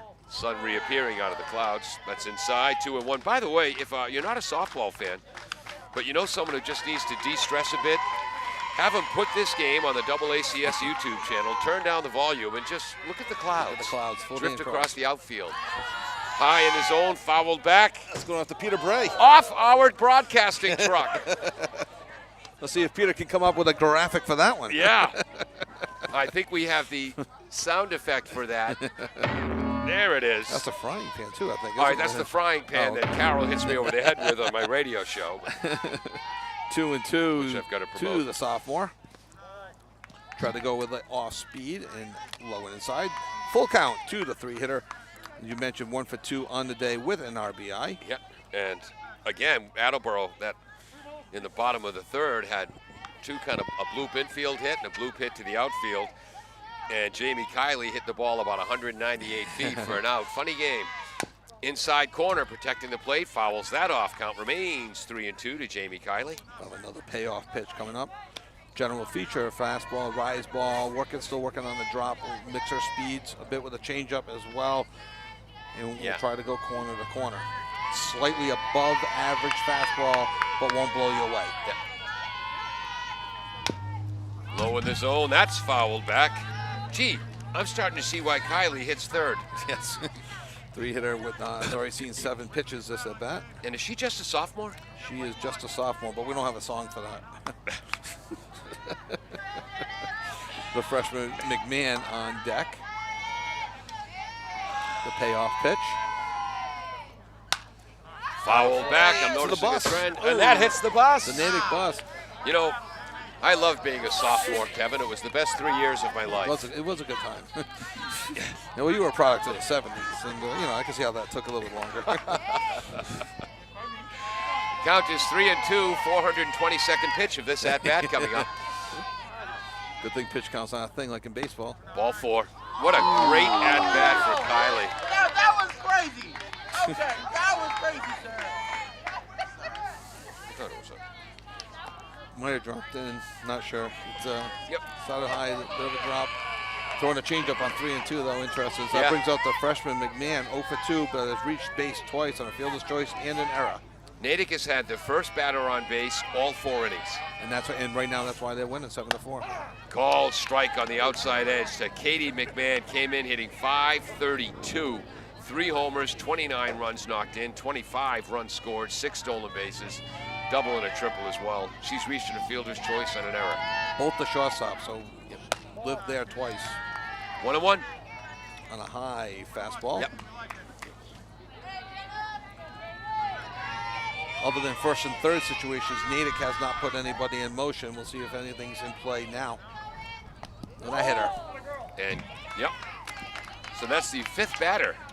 5th hit by pitch Jen has had this year. She hasn't had any in a while. That was inside fastball, just kind of got away from her there. So first and second, stepping up to the plate is the junior, Carolyn Riley. 0 for 2 with a strikeout and a ground out to first. Jen will be looking for a strikeout or a pop-up here to see if you can get that first out of the inning. Caroline scored 16 runs. She's hitting .423. She's driven in 19. That could be trouble. Nice play Making by the Evie. catch. Eve tagging up Runner and is going to third. tagging. Emily throws to third. Great base running by Kiley to get to third. Nice catch by Emily Eby. But all of her momentum going towards right field away from third base. Right. So you got to stop on a dime turn and throw, and just too late. And like you said, great base running for Riley. So we'll see now if McMahon goes in motion from first to second, and if the new batter Singer for Natick, number 20. 420. Number 8. They send the runner, they throw it down, and they go for the out. And the runner holds at third because they get her originally out? they thought originally that Lily Ruth here was going to cut that throw off and throw home. They Brooklyn, got her. Oh, they called her out, stealing Camacho to Ruth here on the stolen base for the second out. Kind of like a I didn't have an angle. I saw Ruthia break late, and I couldn't find the umpire to call her out. She had to reach back. Yeah. She tagged her in the upper chest area, and Natick claims that her feet had already reached the base. Yeah. But a clutch play by Riley Camacho, Right. 2-6. And the Lily count was Ruthia 2-0. using the moves of a gymnast to make that tag. So 2 outs, runner on third. A lot of times the runner on third freezes because they don't expect the play to be on, and they get the runner out stealing. Good heads up all around there. So Natick got the first 2 runners on, and now Attleboro's recorded 2 outs, a runner at third base still. What's the count, please? 3-0. 3-0, Dana Singer thank you. coming in at 257 average with a 422 on base percentage, 9 walks, and has scored 11 runs. She looks at ball 4. Runner not coming. And a hit batter and a walk this inning. Jenna running towards, get back in the circle. There we go. Runners on first and third. We'll see what Coach Brenna Keith has in mind for a double steal attempt as Marin Grunig is up. Grundig, excuse me. 1 for 2 on the day. I'm sorry, 1 for 1. She 2 is. runs scored. Swinging a pop-up as Singer was off and running on that one, Paul. Yeah. Singer, should be mentioned, is going to Villanova in the kidding. fall. We'll try to get all the seniors mentioned for Natick before this game is over. Grundig, I think we mentioned earlier, is going to Rochester. 2 outs, first and third, 0-1. Oh, nice pitch. A lot of spin on that ball on the outside edge. Fouling it off to the right was Mara Grundig. And for the 0-2 now. grandparents watching or listening, will say, Rochester. No one younger than the grandparents will get that reference. Is that a Jack Benny reference? Yes, bingo. All right, there you I go. learned that on MASH. A signal from the third base coaching box, head coach Brenna Keefe. I think the runner's going to be off here. She's been off the first 2 pitches. Nice stop by Camacho. They throw to Throws third. down. They've got her in a pickle. Oh, it hit the runner. Throw hits the runner in the back, and the run scores for Natick. That actually goes as an error on the third base, Yep. even though it's a good throw, but it is an E5. But a smart play. They had her off the base, and they caught her in the baseline on the play. Singer goes to second, so the count, and that pitch was a ball. So 1-2, 1 run in, runner on second, and Grundig 1-2. An outstanding base running by Kylie to tag up and get to third base, and then once she was caught, she came home looks like at she strike meant it. 3. Wow. Callahan's first strikeout. 1 run for Natick without benefit of a base hit. Nobody left on base, and what could have been a big inning for Natick results in 1 more run, but they have an 8-4 lead after 3.5 innings. If you're enjoying this broadcast on the AACS YouTube channel, please hit the like button. You can even make a comment like, I'm enjoying the broadcast, and I'd enjoy it more if those 2 guys would shut up and let me watch the game. 8 runs on 6 hits. 2 Attleboro errors, 4 Natick runners left on base, and I've got 5 of the 8 runs earned. That's 3, 4, 5 of the 8 runs are earned, yes. We'll be right back after this in AACS 15 Sports. Are you looking for meal options for you and your family? Consider Rico's Subs and Pizza on Route 1 in North Attleboro. Open since 1971 and a proud sponsor of high school sports in the Attleboro area. Rico's cooks up many flavors of pizzas, subs, and calzones, all in-store and using fresh ingredients. They're open Monday through Saturday from 11 a.m. to 10 p.m. and Sundays 12 noon to 10 p.m. You can also order ahead by calling 508-695-1296. Welcome back to AACS 15 Sports. Also, if you're enjoying the broadcast, you might enjoy my radio show Monday through Friday, 9 a.m. till noon, because nobody else wanted those hours. Pontificating with Paul and the Proletariat. A radio show and sometimes a parody of same. When it's good, it's very good. When it's bad, it's utter drivel, but at least it's never average. 9 till noon on 1320 WARA or WARAradio.com. Kevin, tell us a little bit about the pitcher, Ms. Singer. New pitcher, Dana Singer, senior captain, coming in, and this is her 17th game pitching. And Beagle, that was her 16th game pitching. So it's not the first time that they split duties this year pitching. Yeah. Beagle, she has a 4-4 record, a 5.15 ERA, a whip of 1.88, which is not bad. Yep. At all four, the senior captain who will be going to Villanova in the fall. We didn't get a chance to talk to Natick as much as Attleboro before the game. Not sure what any of the Natick people will be studying, but we still got to talk about McMahon, Rochelo, and Walsh, and about their college intense as the game goes on. Singer wearing a cool pair of sunglasses. Interesting. Inside to Page Qualia, ball one. What's interesting, Kevin? I know it's not my commentary. I'm not 100% sure if the glasses are legal on the mound. They could be distracting. Sometimes jewelry is distracting. I'm just telling you what I've seen in the past. I'm not saying it is distracting. But if you need glasses. Oh, yeah, no, and if they're prescription, there's nothing you can do. Foul off If her they're own just- foot. You if can't they're make just- contacts mandatory. If they're just standard sunglasses, then they may have to. I don't know. Page is going to take a minute to rub it off. Natick scored a run as Attleboro in the rundown hit the runner. My last year as senior Babe Ruth when I was 18, our pitcher, Matt Marcy, was a left-handed pitcher with a great move. 10 times he had the runner picked off first, dead to rights. 7 times we blew it. Ball inside, 2-1 by either hitting the runner with the ball or throwing the ball away. And Matt, he said it got to the point that whenever he threw a pickoff throw to first base, he instinctively ran to back up third. Oh, my gosh. Imagine that 10 times he had the crazy. runner picked off. We only got the out 3 of them. That's crazy. There's a shot stopped by the pitcher, Singer. Nice play. A shot up the middle. Well, Singer did well to knock it down and get the out at first. To Qualia. Qualia is having a tremendous year. Home runs, has a home run, double digits RBIs, and now sets up Ella Fisher in what is officially her first at-bat of the season. A big hand for senior Ella, battling injuries all year, finally cleared to play here late in the season. Goes for a bunt attempt. Beautiful pitch on the boy. Any pitcher we're gonna bunt, that's be one of the toughest ones. Low outside Kind of corner. spun away from her and dropped. Ella looking to study architecture either at the Mass College of Art or Tufts in the fall. That one just misses. And what we saw Jenner do earlier, got the outside corner, went outside a little bit more. The first one may have been a ball too, but she kind of offered at it as well. But it was right on the line and tough pitch to bunt. Yeah.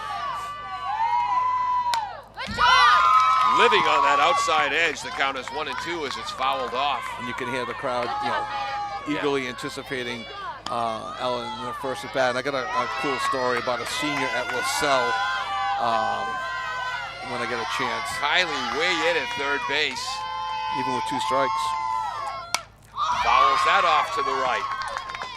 There was a senior at LaSalle this year that only had 1 at bat in his 3 years. And there may have been some maybe like on the spectrum or things like that. On a 1-2 pitch, crushed a double for an RBI, and the whole team just went crazy. Finished the year 1,000. Ground ball to Kylie playing in at third. A bullet throw across the diamond, 5-3 if you're scoring at home. And you should be. 2 outs. So you're wondering why Kylie was playing in? Good coaching. That's why, 2 outs, nobody on. Madison Moran is up. She had an infield hit and scored a run in the bottom of the third. Now you're raising her 269 average and her 387 on base percentage with that hit.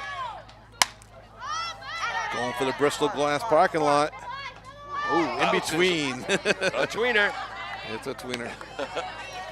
0-1 to Maddie, Both teams playing their final game of the regular season. Both teams qualifying for the playoffs. In a weird way, both teams looking to host a playoff game.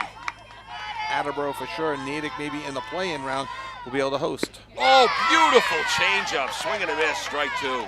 It's the old expression, prepare 1, react 2. You prepare 1 is the fastball, 2 is the off-speed. Don't ever want to get fooled on a fastball, and that was a great changeup there. 0-2 to Moran. Up in the zone, just misses. 1 ball, 2 strikes. 2 outs, bottom of the 4th, as Natick leads by 4, 8-4.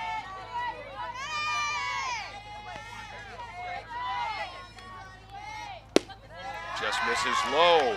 2 balls, 2 strikes. Good eye, Maddie. As the senior's doing a good job mixing and matching her pitches. living up, living down, in and out, doing a good job in her first inning. In the 2-2 delivery. Low, 3-2. That's a changeup. Kevin's deep. He's perceptive. He sees things. And it bounced. 3-2 to the sophomore Moran. Payoff pitch. And a great at bat from Moran as she takes ball 4 low. First walk of the day for Singer. Turning the order back over to Sarah Mayer. We'll see if we have a courtesy runner for Maddie Moran right now. Speaking of ask your grandparents, in the words of the great Maxwell Smart, missed it by that much. Okay, don't bother looking at your roster. We have Number a courtesy. 20. Number 20. Thank you, sir. Number 20, I believe, is Casey Jennings Okay. from the JV team. I'm almost 100% sure. And I fully expect Casey Jennings. Did you coach her? No. Okay. Well, If I did, it was a while ago. I was going to say that's good news for Casey. Yes. It's amazing how well your daughter's doing, considering she had to overcome your coaching Yes, for all those it's years. she's had some other good coaches along the way, including her current coach who played at URI. She's a fantastic coach. Home of the Rams. Fouled back. Sarah Mayer is up, the senior heading to Nichols. She is ground out to second and reached on an error, which Kevin thought I should have scored an infield hit. We'll see. We'll see. We'll check for the whole book later. 0-1 to the senior Mayer. I bet Kevin Mayer thinks I should have scored an infield hit as well. Ball high. 1-1. 1 to the senior, looking to keep this inning going. Again, you're trying to do things and slowly win the inning.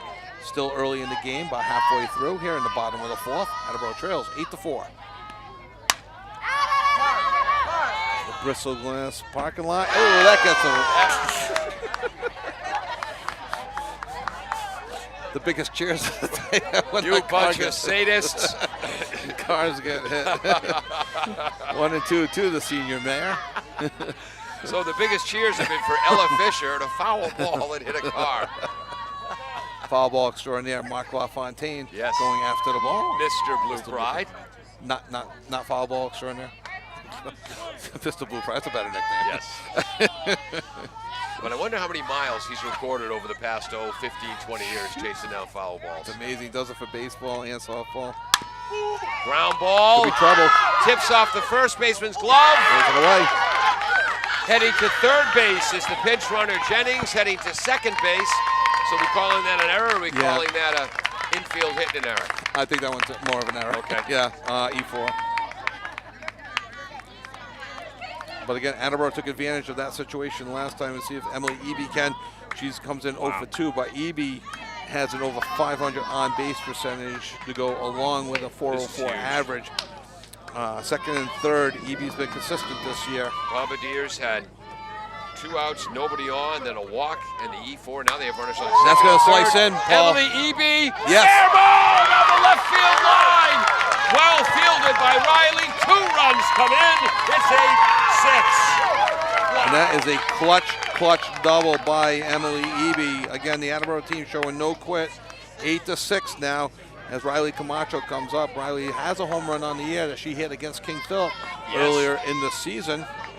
So we're calling that a That's a double down the left field line. That landed right on the line. As we've talked about, Emily Eby likes to live on the left side. Yeah. Usually she tucks it between short and third. That one, she tucked it right inside the line for a 2 RBI double. And that's a strike on the outside corner. 2 runs in on the 2 RBI double to the left field. 0-1 to the junior Camacho, who has a 2 RBI single to her credit on the day, 1 for 2. Shot cut off by the third baseman Riley. She's a good one across the diamond in time. 5-3 on the out. So the Bombardiers score 2 runs on just 1 base hit, the double by Emily Eby. They now have 6 runs on just 4 hits? No, 1, 2, 3, 4, 5 hits. 5 hits. But they won that inning. Natick errors. Yeah, they won that inning 2-1. Again, it's slow and steady. You don't have to get the 11-run inning. You just got to start winning the innings. And now, what you were saying the score was? It's 8-6. 8-6. Attleboro has 6 runs on 5 hits, 3 Natick errors, 3 runners left on base. We'll do the math on how many runs are earned. Natick has 8 runs on 6 hits, 2 Bombardier errors, 4 Redhawks left on base. 5 of the 8 runs are earned. We'll be back with the top of the 5th after this on AACS 15 Sports.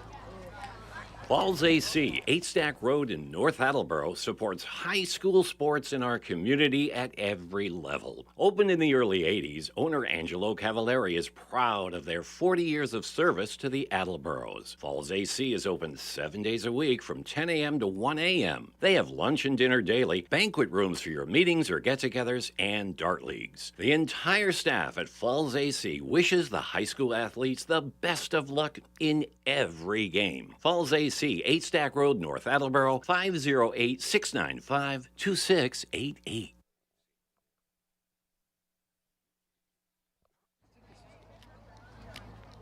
Welcome back to AACS 15 Sports. About a ball off the plate. We have some changes. Okay, 28 is re-entering in the 8 slot for Attleboro. Thank you. And then also in the 8 slot, number 9 is going in for number 8 for Attleboro. Thank you. Number 9 in for number 8. All right.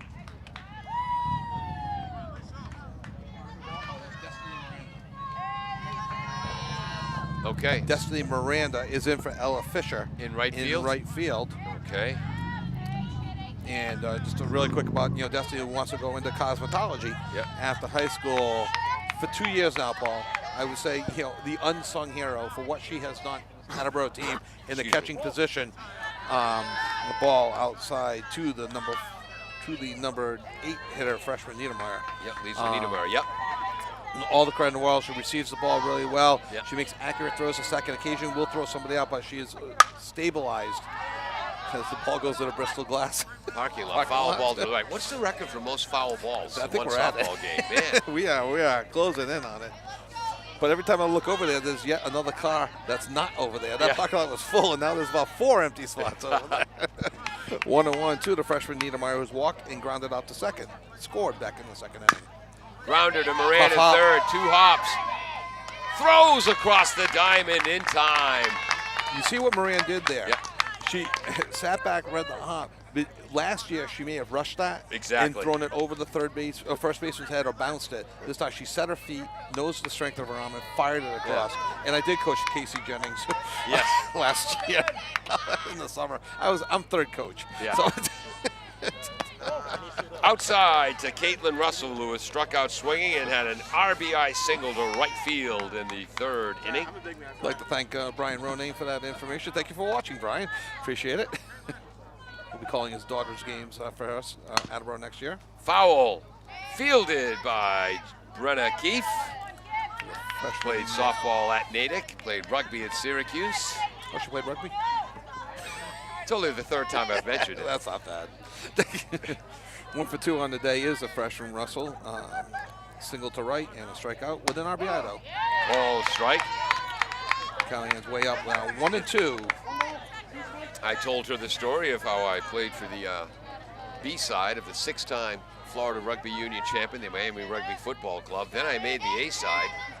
Swing and a miss. Strike 3. Got her like on an outside, kind of like a change up.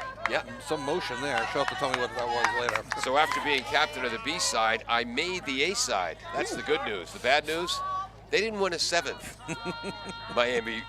Florida Rugby Union trophy. I'd like to think it wasn't my fault, but the evidence speaks to the contrary. Rats. Shot up the middle. Actually, a lot of backspin. Base hit for the leadoff hitter, Charlotte Gagliardi, who was walked twice and scored, grounded out to 3rd, and now a base hit to center. The balls today had some real backspin. Real backspin. You talk about the number of balls in the Bristol Glass parking lot, but the balls today with the backspin on it's been crazy. Girls are going to meet. What's the name of that pool hall near Fenway Park? Oh, Boston Billiards. Yeah, Boston Billiards. Maybe they'll head there after the game. Ball high to Olivia Schultz, who can play on my team anytime. Base hit to center, double to left center for 2 RBIs, and ground out to second. She's knocked in 14 runs now in the season. Another one to the. And another one. You know, if I make the reference, it's too bad they didn't name her Sergeant instead of Captain, because then she'd be Sergeant Schultz. I know nothing about what you're talking about. Yeah, little Hogan's Heroes reference for people that like Yes. 1960s sitcom, which definitely puts me in your category of telling stories. That's high. And a change up there. Is it 1 and 2? 2 balls, 2 one balls, strike. 1 strike. Thank you. Speaking of I know nothing. 2 balls, 1 strike to the junior captain. And Natick has another pitcher warming up, I think. And if I would have to guess that is freshman Russell. 3-1. Important for Jonathan not to walk and see if they can get out of this inning without giving up a run this inning, so Attleboro can keep their momentum going on offense. 3-1 to the number 2 hitter. Freshman Callahan sets high. Like So I I've said, got she wasn't supposed to do that. is that 2 walks and 2 strikeouts for Jenna since she's come in. Yeah, 2 walks and a hit batter. That's right. So that brings the sophomore Kylie, number 3. Jamie Kylie came in with a 392 and a average of 537 on base percentage. And she's played some solid third base. Attleboro defensively, Camacho catching, Moran at third, Ruthier at short, Emily Eby at second, Lauren at first. Outside ball 1, outfield left to right, Qualia, Mayer, and Miranda. 1-0 high and outside to the 3 hitter. Did you mention that Jamie's RBI single to right center flew out deep to center field, reached on an error, walked and scored. Pop up to Emily Eby to retire to side. And that's an important inning for Attleboro, for the psychology, for their psyche, if you will. Yes. No runs for the first time. They keep Natick off the board in an inning. They had 1 hit. They had 1 runner left on base. Natick has 8 runs on 7 hits, 2 Attleboro errors, 5 runners left on base. 5 of the 8 runs are earned. It is 8-6 Natick. We'll be back with the bottom of the 5th after this on AACS 15 Sports. LJ's Car Wash, located just past the Attleboro line on Route 123 in Norton, is available for all of your vehicle cleaning needs. Open every day beginning at 8 a.m., LJ's has the equipment to clean your vehicles inside and out, from 24-hour heated self-serve bays to full detailing service and everything in between. For more information, you can contact them at 508-223-3278 or on their website at ljscarwash.com.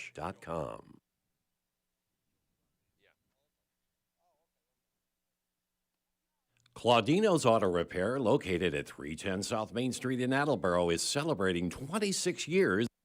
Our apologies to Claudino, but they're getting ready to throw down, so we got to get ready to resume the broadcast. Welcome back to AACS 15 Sports. I'm Paul Healy, along with Kevin Callahan, Peter Bray running our graphics, Dave Angel set up the backstop camera, Jim Jones, the engineer in charge.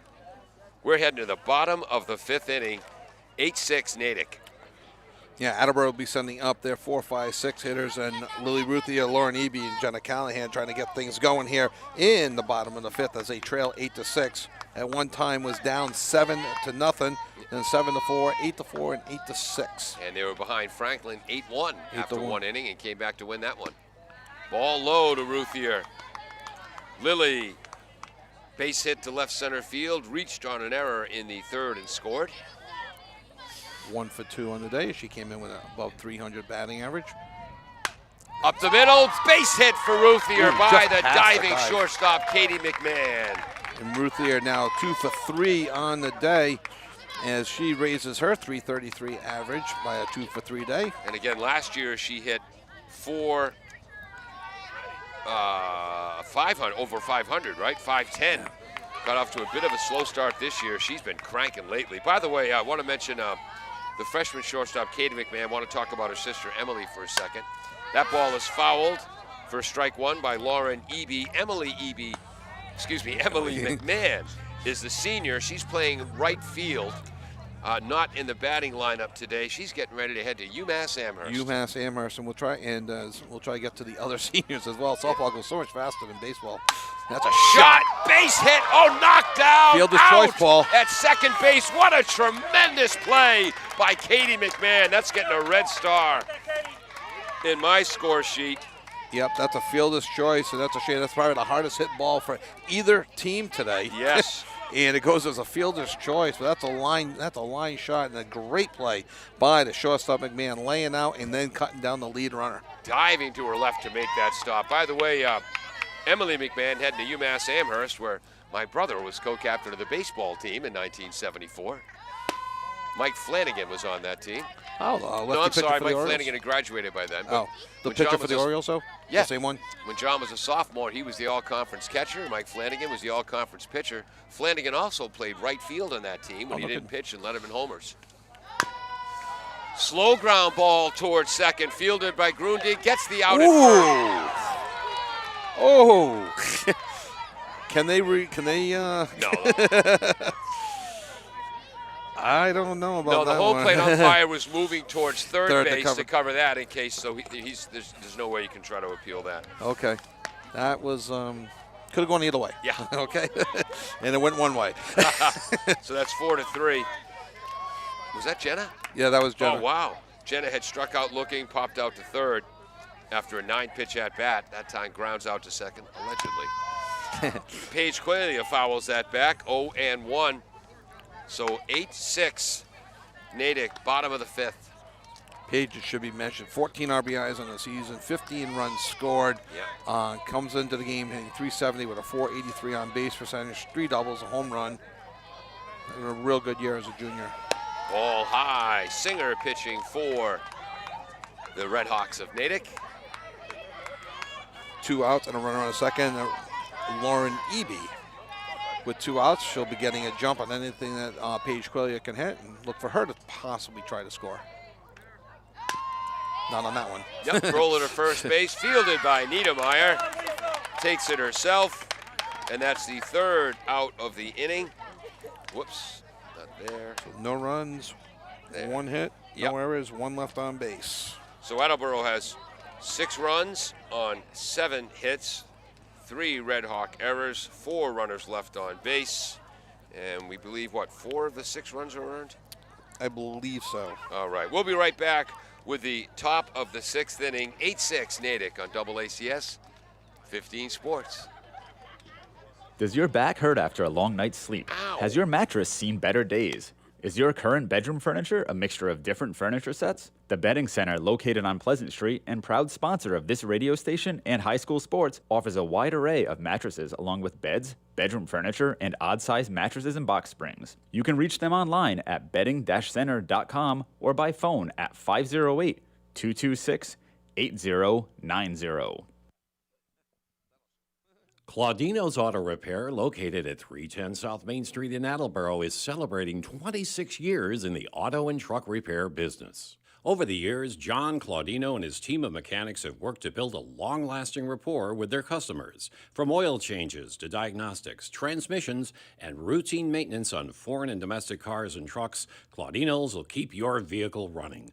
Claudino's Auto Repair, 508-226-8545, or at claudinosautorepair.com.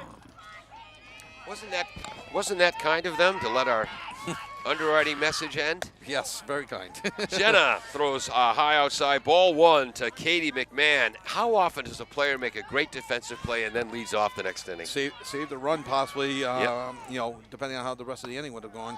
High and inside, 2-0 to Katie McMahon, who's reached on a fielder's choice, has stolen a base, reached on an error, been hit by a pitch, was allegedly caught stealing. Pops that up, center field. Mayer is there to make the out. 1 up, 1 down.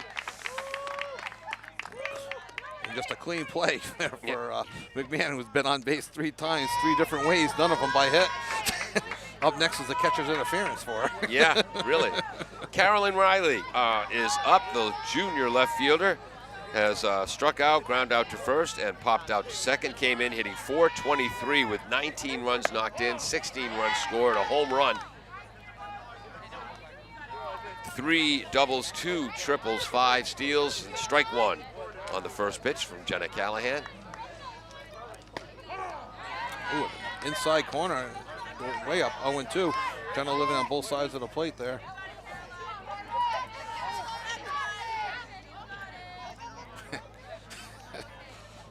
And a soft grounder to Emily Eby, she's got a hustle, flips it to Lauren for the out. The Eby sisters work together. Some good chemistry there on the right side of the infield. And 2 up, 2 down, bringing to the plate now senior captain Dana Singer, now pitching. We've got to ask Emily and Lauren's parents which child they love more. And another one with the split hands. Yes. Here. And Singer looking to go to Villanova. Misses the inside corner ball. Ball 1. 0-1. There are good days and there are bad days. 1-0 to the senior captain. Swing and a miss. Seeing Jenna get more confident as the year has gone on with her pitching. Never know what you're going to get on the circle. Called strike on the outside edge. Plus, on the games we broadcast, she's got a pitch with her stupid father right behind the backstop. I do, when I'm not doing the game, I do go kind of away. Yeah. To left field, coming in, making the catch, Paige Qualia. In a 1-2-3 inning, Paul. And that's the first 1-2-3 inning for Natick today. I'm going to put L7 there. And coming into the bottom of the 6th, Natick 8, Attleboro 6 on AACS 15 Sports. Are you looking for meal options for you and your family?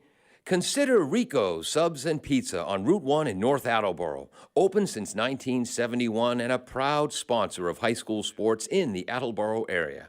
Rico's cooks up many flavors of pizzas, subs, and calzones, all in-store and using fresh ingredients. They're open Monday through Saturday from 11 a.m. to 10 p.m. and Sundays 12 noon to 10 p.m.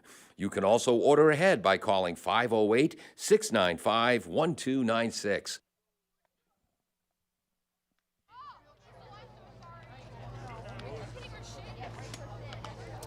Welcome back to AACS 15 Sports. While we have a minute, you were mentioning earlier we had a ball bounce off, a batted ball hit home plate, which is in fair territory. So I'm 10 years old, playing Little League, and I probably should have spent another year in AAA, but my brother John might be one of the greatest baseball players ever from Westboro, so Coach Whittles thought, well, this other Healy's got to be good. He was wrong. Not everything runs in the family. I hit a ball off the plate.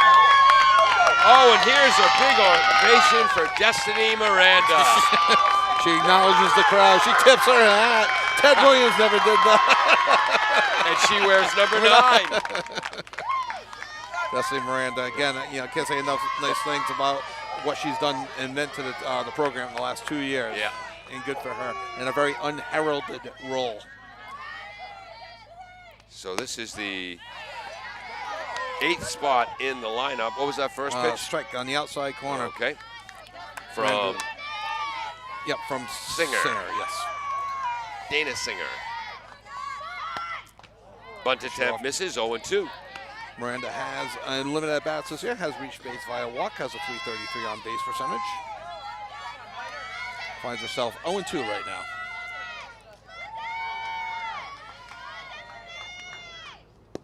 Ooh, that catches he says he's good. home plate umpire Steve Megardishian off the mask. Kind of like spun off the plate past Yeah. the catcher. Oh, yeah. 1-2. 1-2 to the senior Miranda.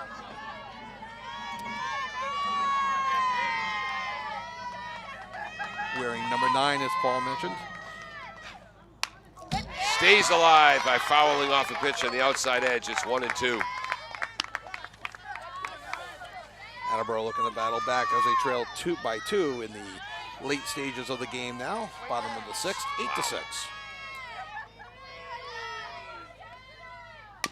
Change up, breaking ball, foul down the third baseline, fielded by Kylie in front of Coach Mark Homer. Count remains 1-2. Again, want to say hello to Coach Homer's kids, the lovely, talented, graceful, spectacular Brianna and Jess Gregg. I've never met him. looks at a high, just outside, just high. 2-2 to the senior captain. Not captain, senior Miranda. Catching, playing a little bit of right field today. Yep. Ground ball to the first. To first base. Niedermeyer takes it herself. Yeah, good at bat 1, for 2, Destiny. 3. Niedermeyer has 3 unassisted putouts at first base. 7 pitch at bat for Miranda. Good piece of hitting there. Bringing up Maddie Moran, 1 for 1 on the day. That's infield single and a walk. Has scored 2 runs. Yes. So Attleboro's learned nothing today. Get Moran on. Actually, she's only scored 1. Casey Jennings scored the other run. That's as a pinch runner. great point. That's a decent point. I hate to say that though. Yeah, it's a decent point. 0-1 to the sophomore Moran. Coach thought that was a little bit low. I actually had my head turned. Yeah, same here. Curveball. Definitely off speed, Whoops. bit of a curve there, yeah. 0-2, and then Dana Singer, she's got that little kind of hitch before she starts her delivery. Swings her shoulders to the right. Kind of like warming up the whole, Yeah. the whole approach, the whole delivery. She. Call strike. Beautiful pitch. I mean, she doesn't move as much as Louis Tion used to before delivering the ball. But. That's the old, we talked about it earlier, prepare 1, react 2. Yep. I think Maddie was prepared for something off speed. Yep. And you can't look at a fastball there. That's just, some growing pains there for the sophomore. Sarah Mayer is up, grounded out to There's a changeup to start there. second base, reached on an error and scored, and reached on another error and scored in the 3rd and 4th, respectively. Here we are in the bottom of the 6th, 0-1. Nice pitch, Singer. Outside edge, fouled off to the right. Here we go, Coach Nunes, 0-2. I'm looking at, she's thrown 2 balls this inning. Yep, to Miranda. Yeah. That's the way to get ahead. Yeah. Changeup again. Yes. Ooh, towards one of the vacated spots in the Bristol Glass parking lot. More and more vacated spots. Every time we look up there. 1 ball, 2 strikes. No balls, 2 strikes to Sarah Mayer. Could be trouble. Foul ball down the 3rd baseline. Count remains 0-2. Probably a good thing for Natick. Sorry, Paul, that went foul because I don't think they're going to get the Speedy Mare down the first baseline. She can fly. You were saying? Which is why you wanted me to rule that earlier E6 an infield hit, which we never did check with their rats. I might go back and change it to a single later. I'll go back and watch the game later on. We'll see. Change up, just misses low, 1-2. That's a great 0-2 pitch, especially after 2 foul balls. So that's 4 consecutive strikes. Yeah. To throw, just if you can get a chasing on that, that's a great pitch. And then still no worse for the wear. 1-2 for Singer. Low, 2-2. Sarah in basketball, an absolute pest on defense, an outstanding rebounder, really good passer. The scoring came along. It started off a little bit slow in the scoring. Second half of the year, she really started scoring a lot more consistently and had a real good finish to her senior year. Low ball 3. Speaking of scoring, remember Lily Roofier's game against Sharon? 36 points, 11 rebounds, and 10 steals for an odd triple-double. Yes. But Mayer's at the plate. Suddenly it's a full count. Payoff pitch coming. Outside edge. Fouled off, surprising no one. 6, 7, 8, 9th pitch of the at-bat coming up for the senior wearing number 5 playing center field. She's had a nice year defensively and offensively, Sarah. She came in hit 387. She steps out after a long wait. First baseball player I remember wearing number 5 when I was a Ute in 1966, George Boomer Scott for the Boston Red Sox. When I was growing up, they switched to 15. Slow roller to first base, and the 4th unassisted putout by the first baseman, Niedermeyer. We head to the top of the 7th inning, and Natick looking to add to their 8-6 lead. We'll be back on AACS. Yep, you want to say something? No. Misread your body language. We'll be back on AACS 50 Sports. Wanted to say something, Kevin? Not to you, Paul. To everybody else. Yes. Bristol Glass, 110 North Main Street in Attleboro, has supported local high school sports for many years. Bristol Glass has been chosen for glass replacement projects for home and business for over 60 years. From shower doors to auto glass and mirror replacement, Bristol Glass is ready to do the job. They accept most insurance plans and serve several communities around the Attleboro area. They're open weekdays from 8 a.m. to 4:30 p.m. You can contact them at 508-222-5810 and on the web at bristolglass.com.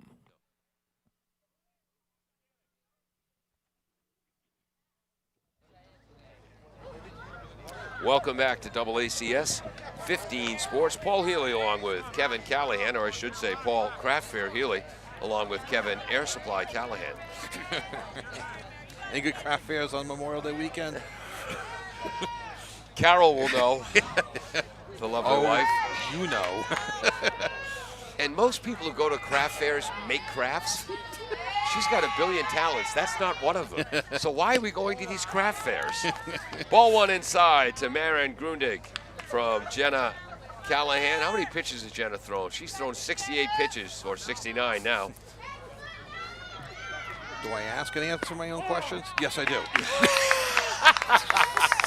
Called strike. What? Oh, she's walked and scored, had a base hit to center field, and stole a base and scored. Ruthier. Ground ball to shortstop Ruthier. Cross the diamond to Lauren Eby. One up, one down. Really quick, before I forget, Singer's going to Villanova, Grundig's going to Rochester. Emily McMahon, I think is her name. Is it Emily? Emily McMahon, yep. UMass Amherst. I just want to make sure I'm saying the last name right. Rochelo. Sorry. Mackenzie Rochelo. Will be going to Bryant. Walsh will be going to Colorado University at Boulder. Ooh. And Gagliardi is going to Central State Martins. Want to give the seniors Yeah. at Natick their shout out in their last regular season game. Strike one well. to Niedermeyer, who came in hitting 167 and has had a great game. Walked and scored. Had a fielder's choice for an RBI and ground out to third. That was just a 4-3. Ground ball to Ruthier. Again, 6-3. 2 assists for Lily. 2 up, 2 down. And this brings up number 10, Caitlin Russell, the designated player. Struck out an RBI single to right field. And struck out again. So 1 for 3 with an RBI.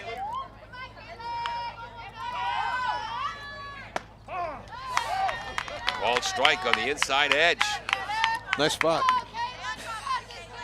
Don't want to curse her, but she's retired 6 straight batters. Too late. Called strike. And what may have been the best frame of the day by Riley Camacho to bring the count to 0-2.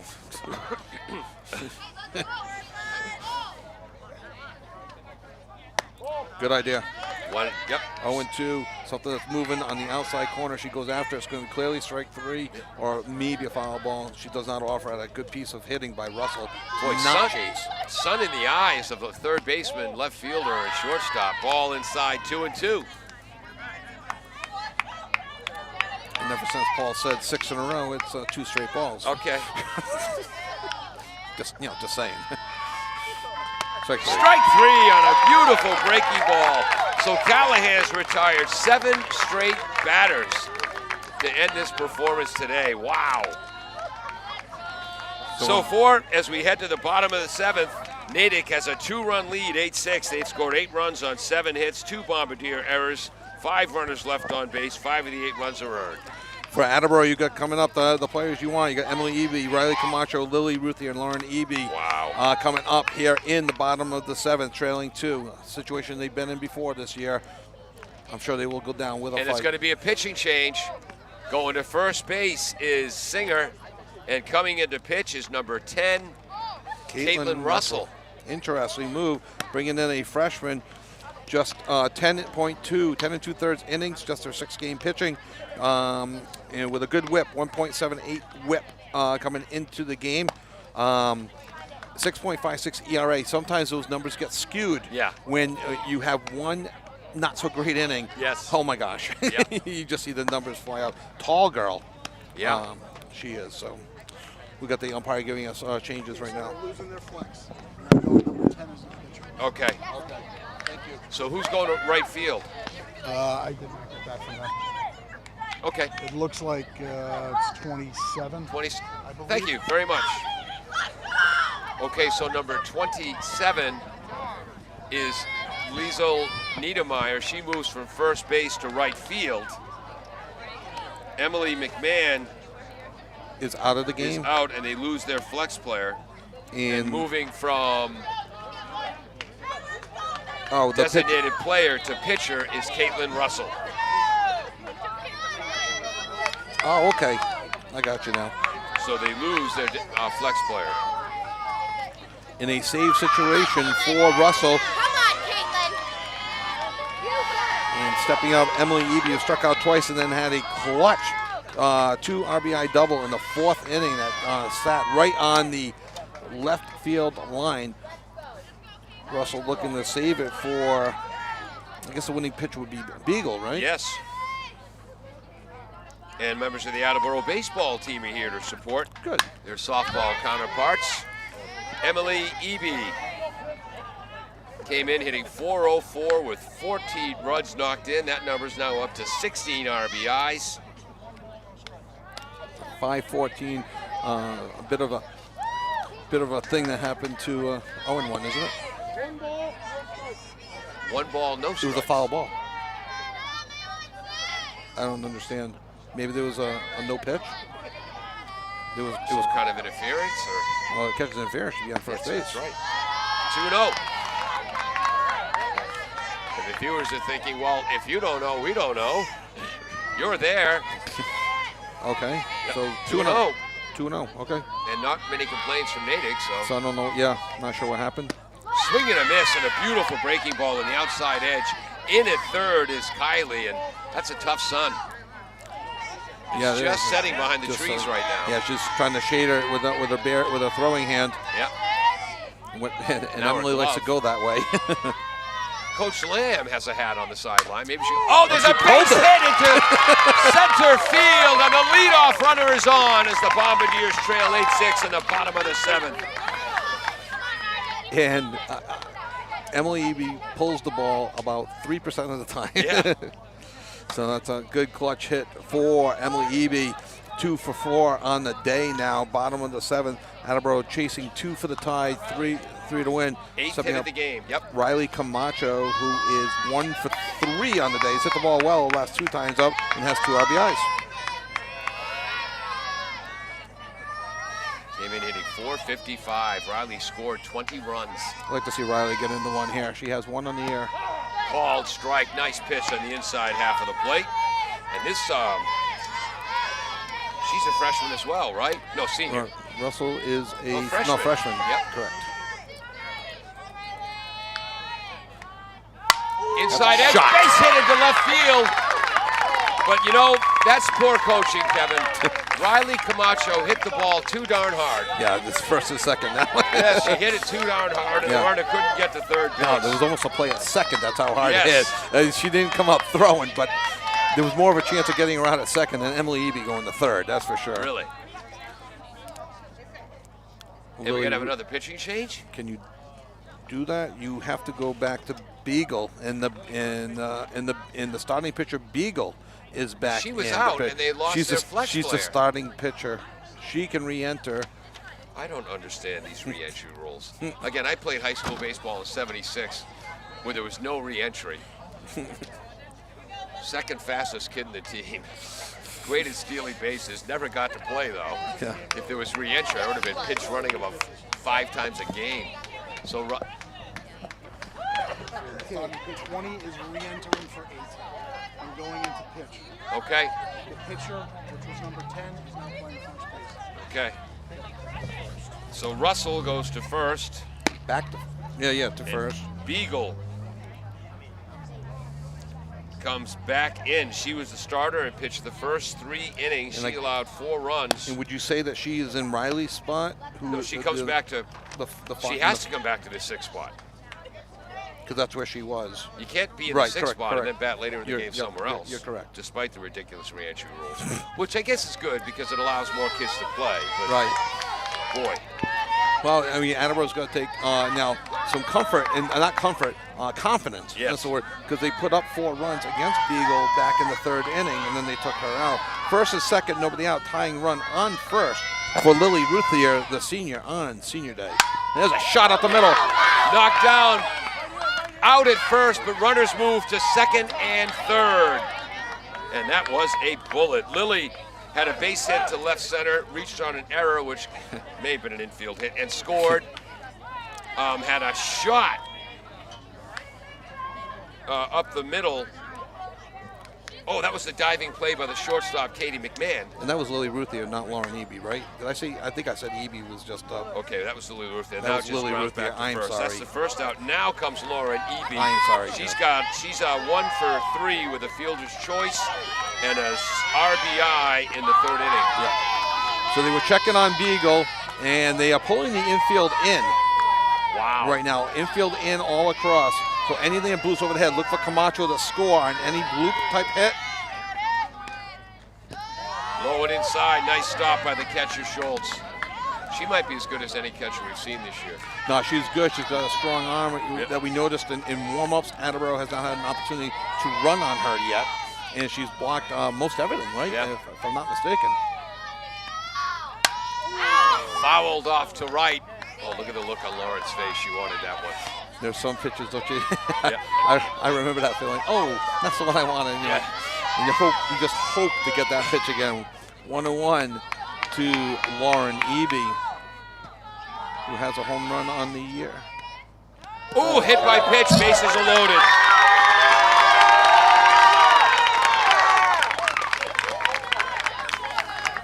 Wow, this brings up Jenna Callahan. Callahan, that's right. Yes, the freshman. She's got 11 RBIs on the year, came in hitting .295 with a .415 on base percentage, 10 base hits, 2 doubles, 1 triple. Oh, a shot to left and it goes foul. And yes, that was Kevin pounding the table. What Jenna has to do is get the hips going, get the bat out in front of the plate, and attack that ball. She's got this. Can't believe it. So 0-1 to the freshman Callahan. Come in relief of Ruth Ayers. Pitched a good game, got stronger as the game went on, retiring her last 7 in a row. Infield in. Shot. Oh, just foul down the third base line. Nearly took out Emily. 0-2 to Jenna. And that's why you take your lead in foul territory. Yes. Still hurts, but you're not out if you get hit by the ball. 0-2 to the freshman Callahan. He's a prepare 1, react 2, Paul. You know what I'm saying? I was just thinking about the time when I was 15. I had a lead off third base in foul territory. Dave Pano hit a line drive, caught me right in the fleshy hindquarters. Infield remains in for Natick. Outfield straight away. High, ball 1, tried to get Jenna to chase. Well, and I'm not sure if it was it was Beagle that got her on that pop up the third last time on the exact same pitch. Yep. That one just stayed up just a little bit higher. Jenna did not bite. The sun's back out on the third Yeah. baseman's eyes right now. Misses outside, again, a slow changeup type pitch. Good eye. So 2-2. Jenna working a good at bat. Jenna's had a long at bat, an 8-pitch at bat against Beagle earlier this game as Beagle re-entered.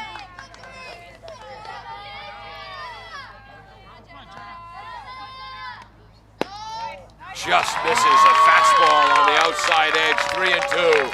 I would not send the runners. You know why? There's one out.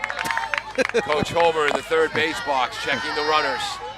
3-2 with 1 out. Don't send. Don't send. You're deep, you're perceptive, you see things. Big pitch from Beagle, the sophomore, to Callahan, the freshman. Off the plate. It's booted, 1 run scores. Here comes Camacho, we're all tied up at 8. Jenna Callahan helping her own cause. A single? went charging in and went right by her. You make the call, The Paul. umpire, I didn't see it. The didn't see it. umpire was blocking my view. You made the call. I'll go single. I'll look back on it later, Yeah. and I'll make a judgment.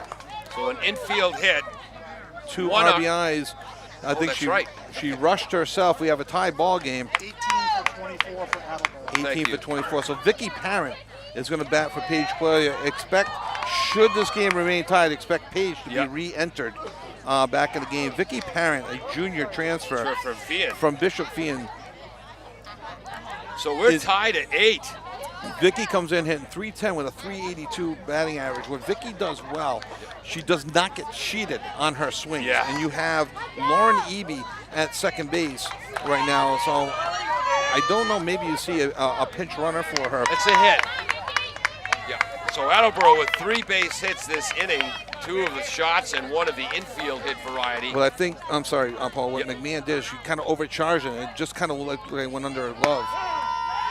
Parent Oh, looks at strike 1. Sorry. Beautiful, yeah, beautiful pitch on the outside corner. Be important for Lauren Eby to get a real good jump on any ball as middle infield is double play depth, first and second, 1 out. Eagle sets. Swing and a miss on a heater that got by Parent. 0-2 to Parent.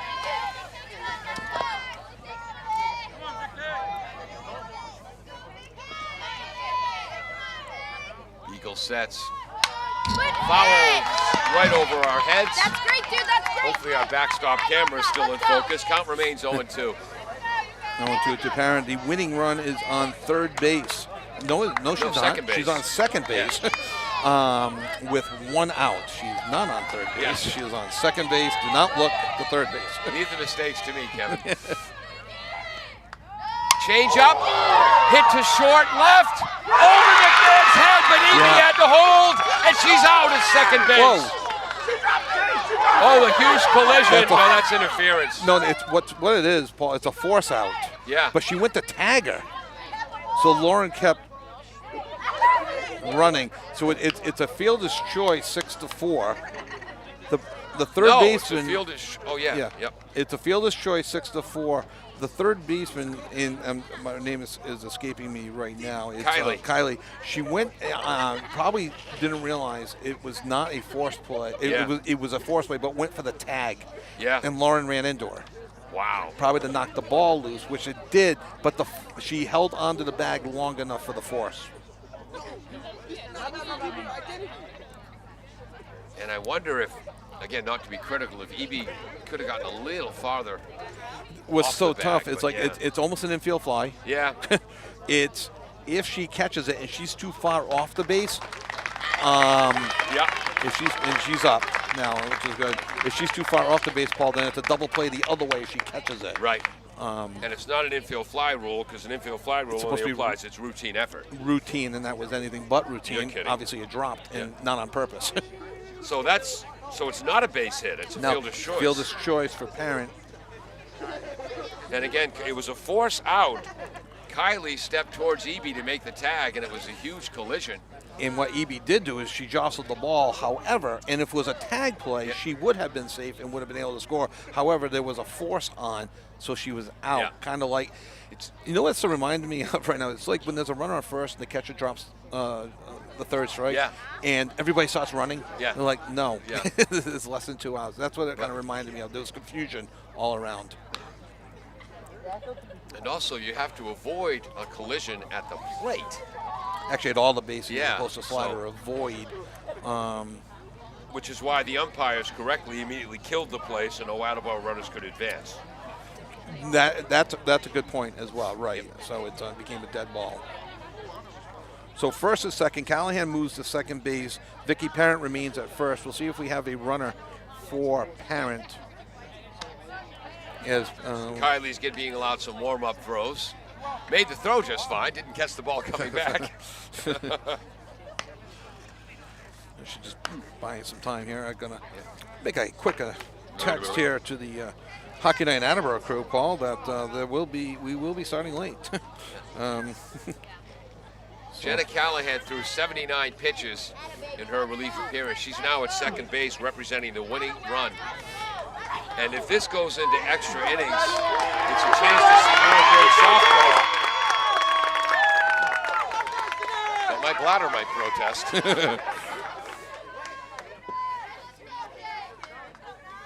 And we're going to have a courtesy runner in at first base. Number 2 is Emily Quellia for Vicky Parent. Yeah.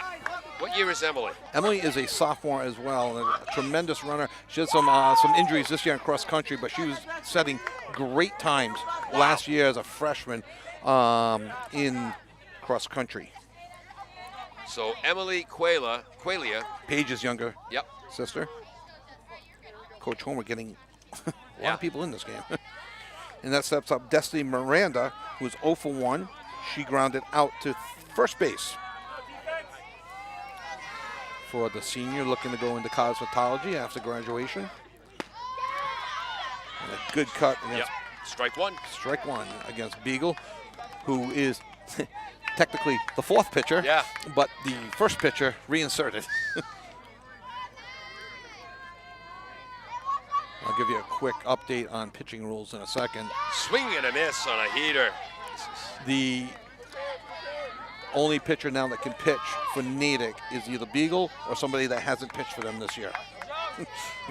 There's no other, because the other 2 pitchers cannot be re-entered as pitchers. Only Beagle could as the starter. The 0-2 pitch to Miranda. And she looks at strike 3. But 2 runs for the Bombardiers on 3 hits, and they have tied this game. We're heading to extra innings, tied at 8 for the Bombardiers this year. I'm trying to look. This is their first extra inning game of the year. I believe it is. And for Natick, I think it might be as well. They had their senior night on May 22nd. 8-8, heading to the top of the 8th inning. As Crazy. As Ted Sarandon used to say, 8. We'll be When he right was back. pushing for college basketball. Exactly. Falls AC, 8 Stack Road in North Attleboro, supports high school sports in our community at every level. Opened in the early 80s, owner Angelo Cavallari is proud of their 40 years of service to the Attleboros. Falls AC is open 7 days a week from 10 a.m. to 1 a.m. They have lunch and dinner daily, banquet rooms for your meetings or get-togethers, and dart leagues. The entire staff at Falls AC wishes the high school athletes the best of luck in every game. Falls AC, 8 Stack Road, North Attleboro, 508-695-2688.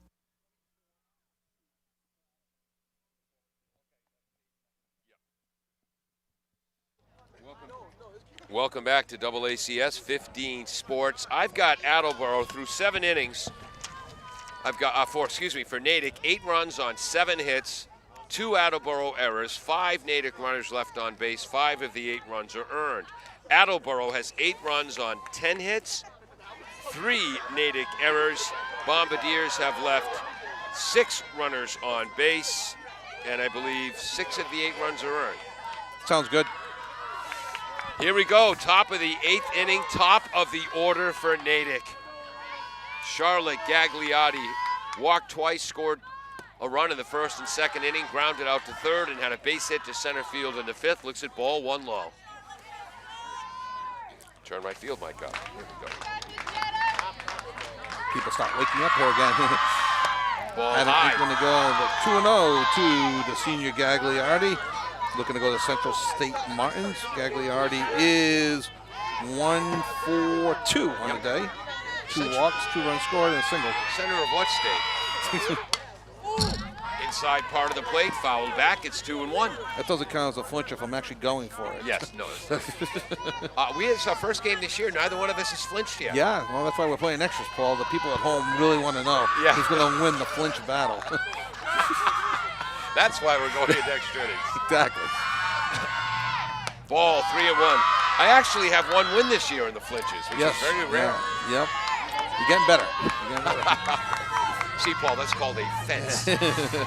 Big 3-1 pitch. Freshman pitcher to a leadoff batter.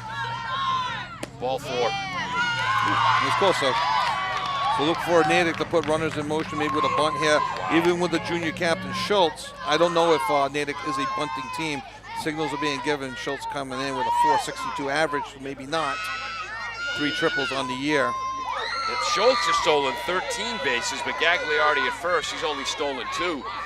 Schultz has a base hit to center, a 2 RBI double to left center, grounded out to second. And what did she do in the 5th inning? 5th inning, she walked on 5 pitches. Thank you. She swung at strike 1 there, so 0-1. So it's 4 walks for Jenna. Runners in at the fielders in at the corners, back in the middle. Low and outside, 1 ball, 1 strike. If I'm Moran, oh, she did already. Like if I'm Moran, I was gonna say I may take a step back. I don't think Schultz is gonna bunt now. I mean, it'd be a good time to fake everybody out, I suppose. But she's a 462 hitter. Exactly. Ooh, inside, 2-1. Important now for Jenna, freshman. Don't let the moment get too big. Yep. And just take a deep breath. Trust your defense. Defense has been solid all year. 2 balls, 1 strike to the junior captain. She was not on the rubber. If she had dropped that ball while on the rubber, that would be a ball. Oh, okay. Popped Is that up, what happened on? Out of play, 2-2. Yep. So that's why that pitch was called a ball, not a strike, going back in the last inning. Yes. There it is. Okay. That's when Emily Eby was up and she hit the foul ball. Yep. And all of a sudden they said 1-0. Yep. And nobody argued, so we were just left confused. 2-2. Pitch coming up. Change up, stays high, full count. Look for Natick to put Gagliardi in motion, if anything, just to take off the force a second on the 3-2 pitch. I'm assuming Schultz is the type of batter that makes real good contact.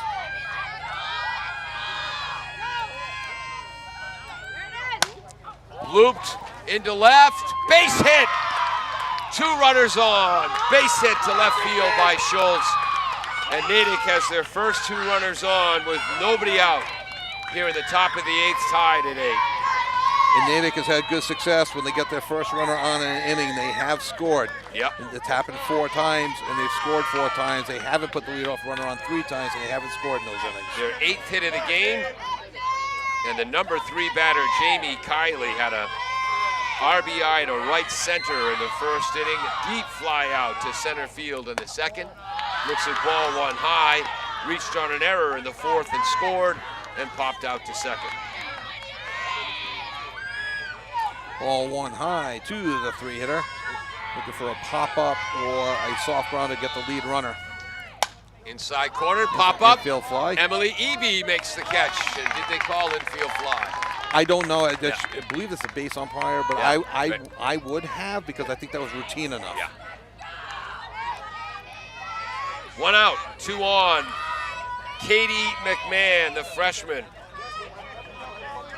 Reached on a fielder's choice, reached on an error, was hit by a pitch, flew out to left. That means she's due. Fouls it off her fists. It's 0-1. Came into this game hitting .532, 29 runs knocked in, 3 homers, 25 runs scored. Oh, and she's stolen 6 bases. Has made the best defensive play of the game, too. Yes, when she dove up the middle and turned a sure single into a fielder's choice out. Just misses low and outside. 1-1. Sorry, Paul. Very aggressive lead by Gagliardi at second. Yep. So count 1-1 to the 4-hitter, freshman McMahon. Nice pitch right on the outside edge. What a 1 pitch. ball, 2 strikes. Oh, that is painting the black with the edge of the ball. Great spot, had just enough movement on it. 1-2. Save spot. That's put up the middle. Fielded by Eby. Safe at second. No. Here comes a run home. And Natick scores. They argued the play at second base instead of getting the ball to the plate. And I thought the umpire made the right call at second I base. couldn't say, but it looked like Attleboro went for the tag. They did go for the And it tag. was the force out. Yeah. So And then they argued the call while the runner came around third to score. 9-8 Natick in the top of the 8th. How are you scoring that then? E4? Because she went for the tag.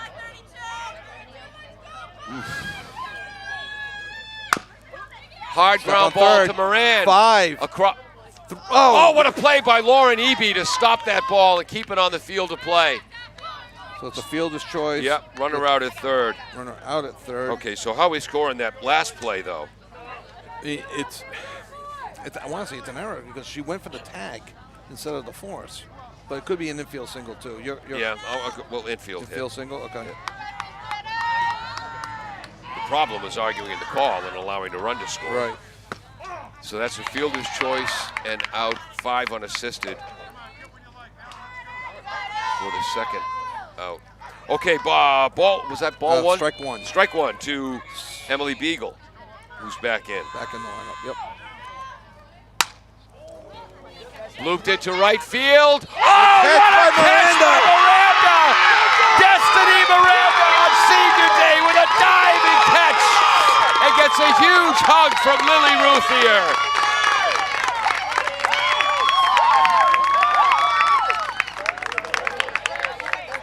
Attleboro's going to get over that emotion really quick or Yep. ride that emotion. Yep. It's going to the bottom 8. They trail 9-8 right now. You know, I think we rule that an infield hit, and I think the run scores on an E4. Okay. If Yeah, I see what you mean. Yeah, because she wouldn't have scored on the hit. Yes. So no RBI. Yeah, so she scored during the discussion Okay. So at that's second base. So for So that's Natick, they 1 run. 2 hits, Yep, 2 hits for a total of 9 in the game. 2 left on base. 2 left on base. 2 left on base. I don't know. So that's 7 for the game and 3 Attleboro errors. So 6 of the 9 runs. No, that's 5 of the 9 runs are earned. All right, we'll be back for the bottom of the 7th right after this on AACS 15, bottom of the 8th. Thank you. Does your back hurt after a long night's sleep? Ow. Has your mattress seen better days? Is your current bedroom furniture a mixture of different furniture sets? The Bedding Center, located on Pleasant Street and proud sponsor of this radio station and high school sports, offers a wide array of mattresses along with beds, bedroom furniture, and odd-sized mattresses and box springs. You can reach them online at bedding-center.com or by phone at 508-226-8090.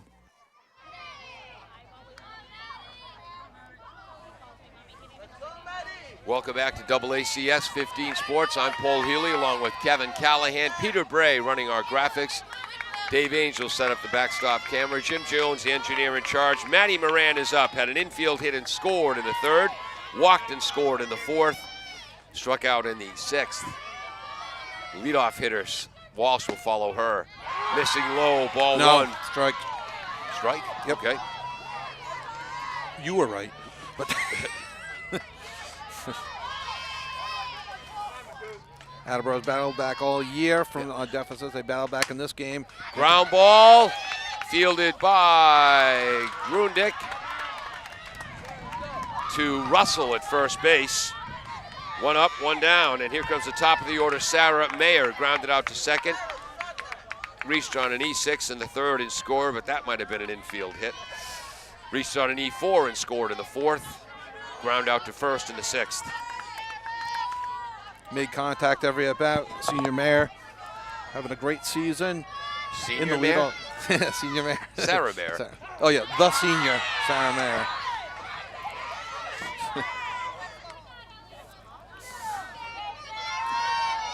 Coach Homer not pleased with the call. Coach Healy not pleased with the call. 0-1 to Sarah. Nice pitch. That was like a slider. Fouled off to the right. It's, whoops, 0-2.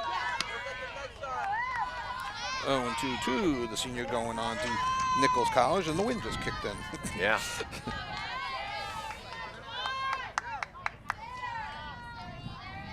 Beagle winds.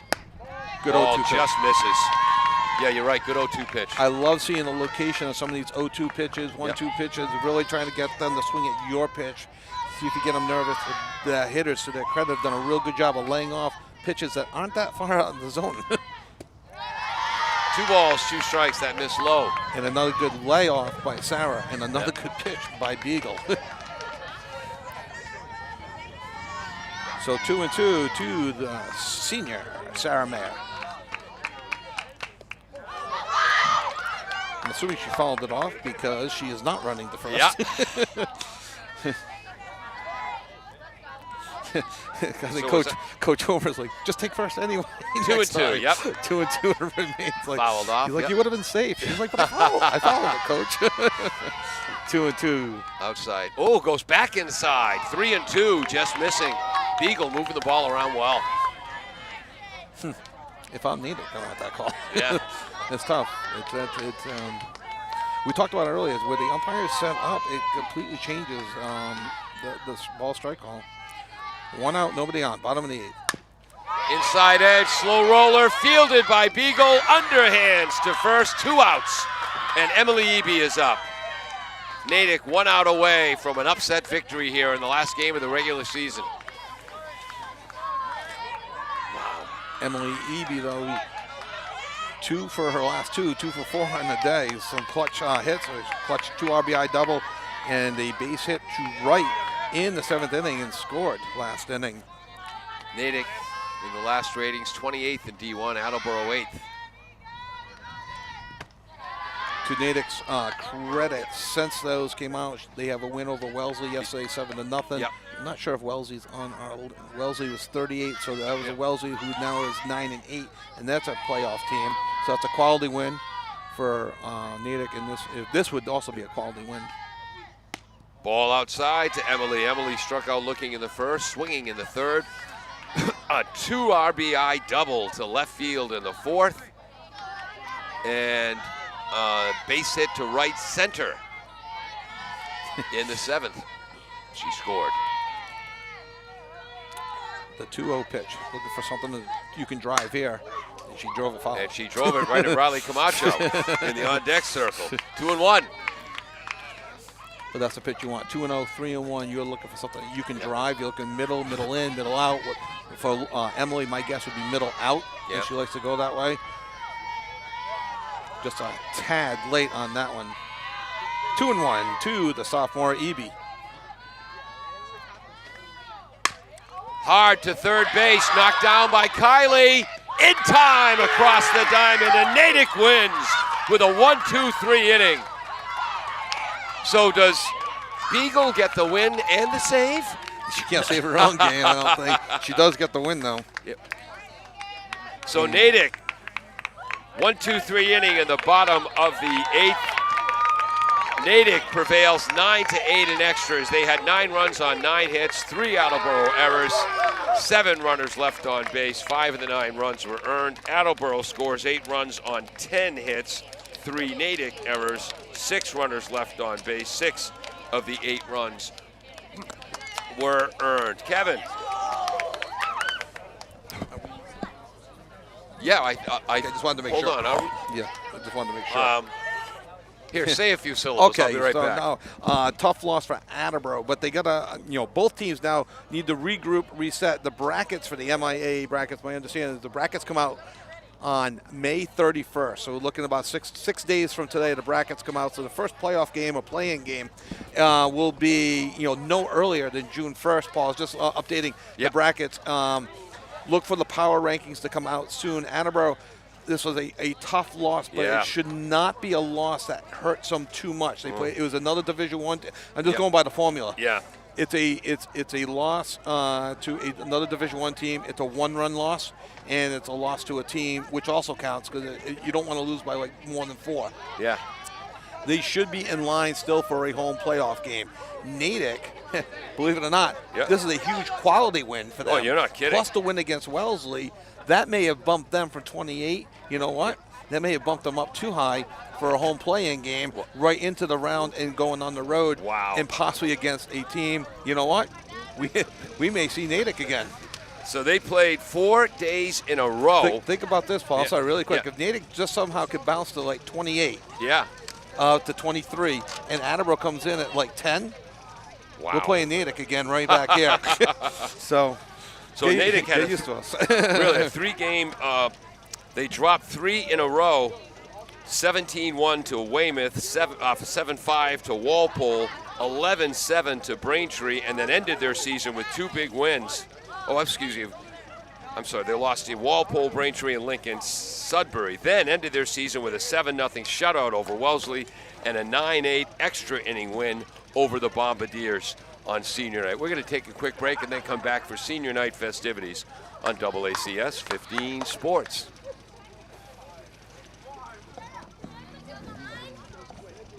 LJ's Car Wash, located just past the Attleboro line on Route 123 in Norton, is available for all of your vehicle cleaning needs. Open every day beginning at 8 a.m., LJ's has the equipment to clean your vehicles inside and out, from 24-hour heated self-serve bays to full detailing service and everything in between. For more information, you can contact them at 508-223-3278 or on their website at ljscarwash.com.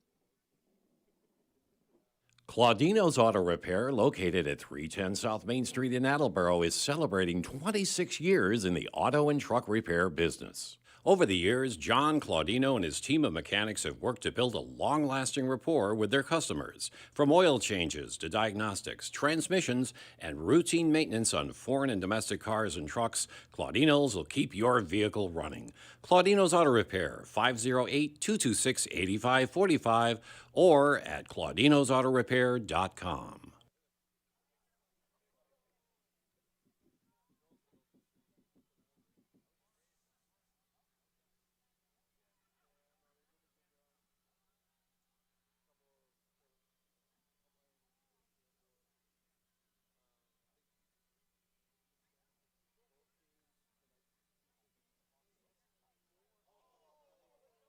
Are you looking for meal options for you and your family? Consider Rico's Subs and Pizza on Route 1 in North Attleboro. Open since 1971 and a proud sponsor of high school sports in the Attleboro area. Rico's cooks up many flavors of pizzas, subs, and calzones, all in-store and using fresh ingredients. They're open Monday through Saturday from 11 a.m. to 10 p.m. and Sundays 12 noon to 10 p.m. You can also order ahead by calling 508-695-1296.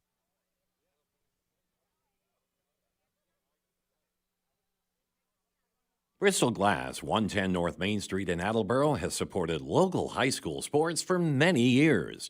Bristol Glass has been chosen for glass replacement projects for home and business for over 60 years. From shower doors to auto glass and mirror replacement, Bristol Glass. Kevin, there's Lauren Eby as the seniors will circle the bases and be greeted by their teammates with flowers and gifts. Oh no, it's like, and the parents at home plate. At home plate to greet their daughter. So Lauren Eby heading to Rhode Island College as a nursing major because she's much smarter than me and not going to college as a theater major. She's actually going to a college where, one, she can get a job, and two, help save people's lives.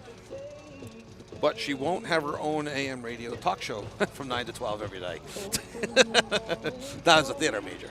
I mean, a nursing major. Yes. As a theater major, yeah. Although the lovely Carol McLaughlin joins me when I broadcast. That's from true. home. She does a great job. Here she is at second base. The oh so patient Carol. Boy, yes. Boy, they're picking up some swag. Yeah, they really are. Yeah. And now the EBs meet at home plate. They'll go through this again in 2 years for Emily Eby, who's at home plate right now. Yeah. And there we finally got a laugh out of Emily. She was. They had a team gathering last night at the Camacho's house.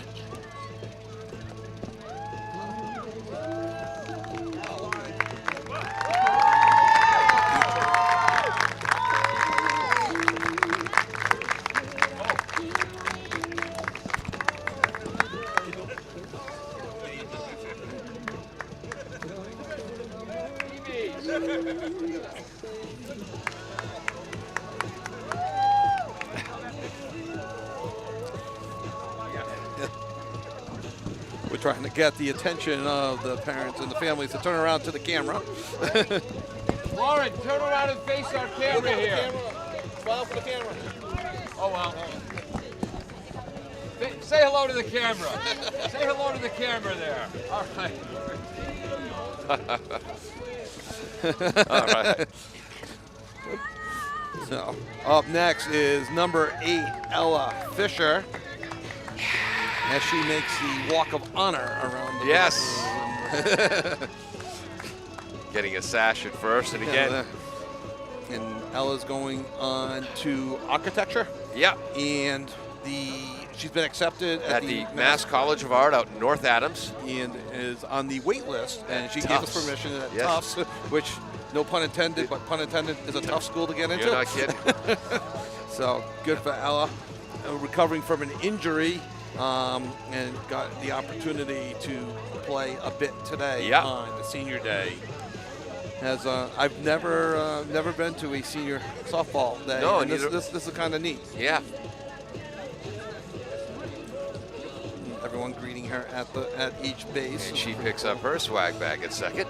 They don't have enough arms to carry all Really? the stuff they're getting, fall. I wish we had the list of the parents' names. We could Yeah. acknowledge them as well. I had to pinch hit for Mark Hool during the girls lacrosse game. Yes, I heard. How'd that go? Did that go well? So you had a pinch hit for Mark. Yeah, that's right. He got called away for a bit of an emergency. And here comes looking to make it all the way home. Will she slide? No head first slide. We'll see if they can smile for the camera. And there's a big hug. You look up at the camera and they There we smile go. for the camera. So hopefully everybody else saw that too for the following 3 seniors. Yes, exactly. And we do have some bad news for all the seniors, though. Kevin, I think we're going to be in the background of those pictures. Good thing I shaved today. Straighten your tie. Yeah. I was supposed to have a good tie, a tie on today, but Here comes Sarah Mayer. I'm going to make a comment I probably shouldn't make. well, She's going to Nichols to play basketball. yeah. Outstanding rebounder, defender, passer. They play full court press style, which is perfect for her style. Yep. But I wonder if softball's not her best sport. No, it was funny. You know, I was talking to her last week at a baseball game when you and Ty were doing the baseball game, and I really think, I don't know if you could fall back in love with softball, but just by talking to her, it really seemed like she had a passion, or has, I shouldn't say has a passion. The season's not over for softball, and is enjoying this team, and enjoying the moment here. So giving it a shot. So, good luck. It's a lot of hard work. It's I see what my boys had to go through with D3 baseball, and it's not D1, but it's not a cakewalk either. It's a lot of hard work, and to do 2 sports in back-to-back ball, basketball and softball. Sometimes you see a fall sport and a spring sport. But hey. She's got the attitude. She's got the right attitude for it. She's got the right attitude for life. Exactly. And Sarah will be going on for criminal justice at Nichols College. Should mention that they are going to study, do some studying while they're there. She's going to study how to be a criminal? Yes, exactly. That's what it's a how-to course. Here comes Sarah Mayer. I thought she'd slide headfirst into home. She didn't want to have any rubber pellets. Pose for a picture. And let's see if they turn around for the camera. At least the camera gets everyone coming down the third baseline as well. Sarah, turn towards the camera. There we go.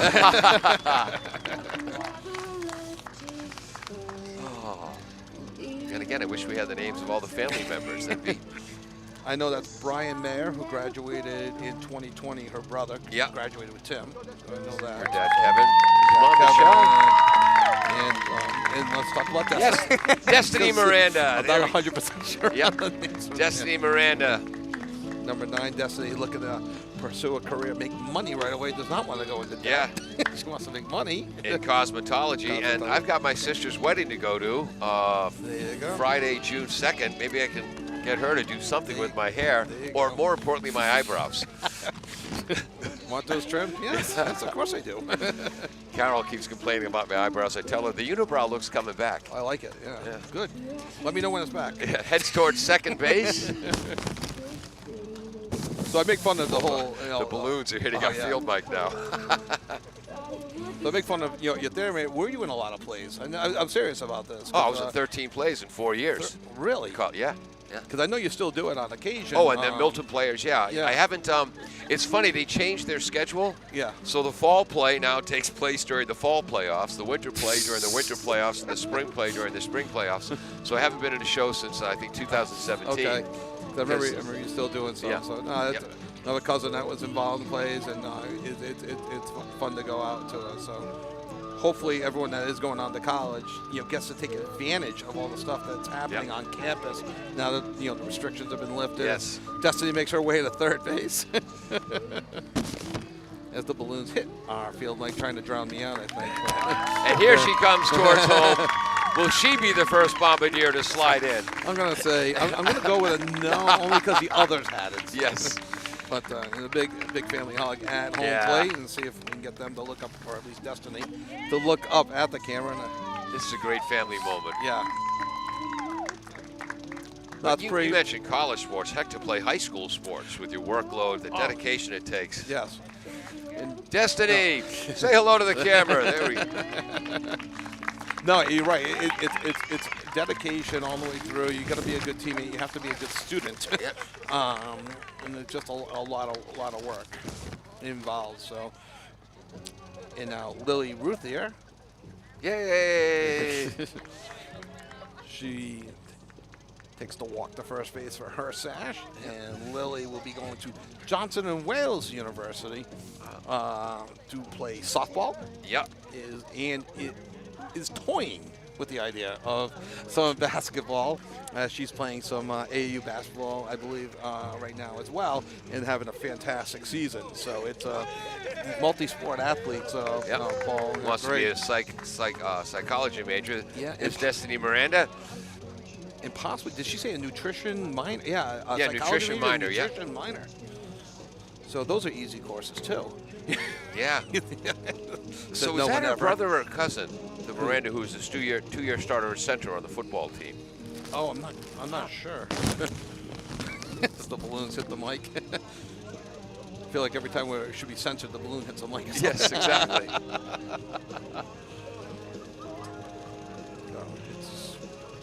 As Lily now rounds second to go to third. It's a pretty cool event. How they're doing this. It's and and I think I wasn't sure how I was going to feel with it at the end of the game. I think I like it. Oh, I like it much better this way. It's Natick's got a long ride back. Yeah. The game started a little bit late. Went extra innings. Yeah.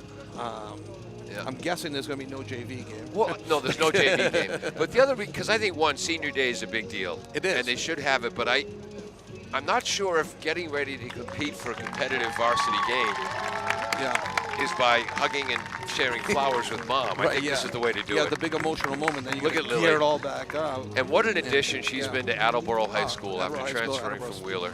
Attleboro Sports. And she'll be a great addition over at Johnson & Wales as well. So it's just a tremendous opportunity, for her and everybody. It's great. And notice where they're posing for their picture, we won't be in the background. Oh, good. So I can be comfortable and loosen my tie that I was supposed to wear today, but I luckily got out of that event.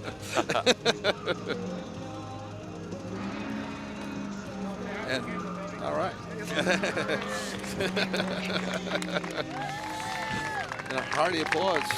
So once again, Destiny Miranda going for cosmetology, Ella Fisher going for architecture, Sarah Mayer going for criminal justice, Lauren Eby going for nursing, and Lily Ruthier going for psychology with possibly a minor in nutrition. Congratulations to all the seniors. It's a pretty cool event, especially after a tough loss. Maybe a little bit easier to swallow the loss as they wait for the brackets to come out next week. All right. Well, I'm Paul Healy. He's Kevin Callahan. Peter Bray ran our graphics. Dave Angel helped set up the backstop camera, and he'll edit this for later broadcast on Channel 15. Jim Jones is the engineer in charge. Thanks most of all to you, the viewers, for watching this today on AACS 15 Sports.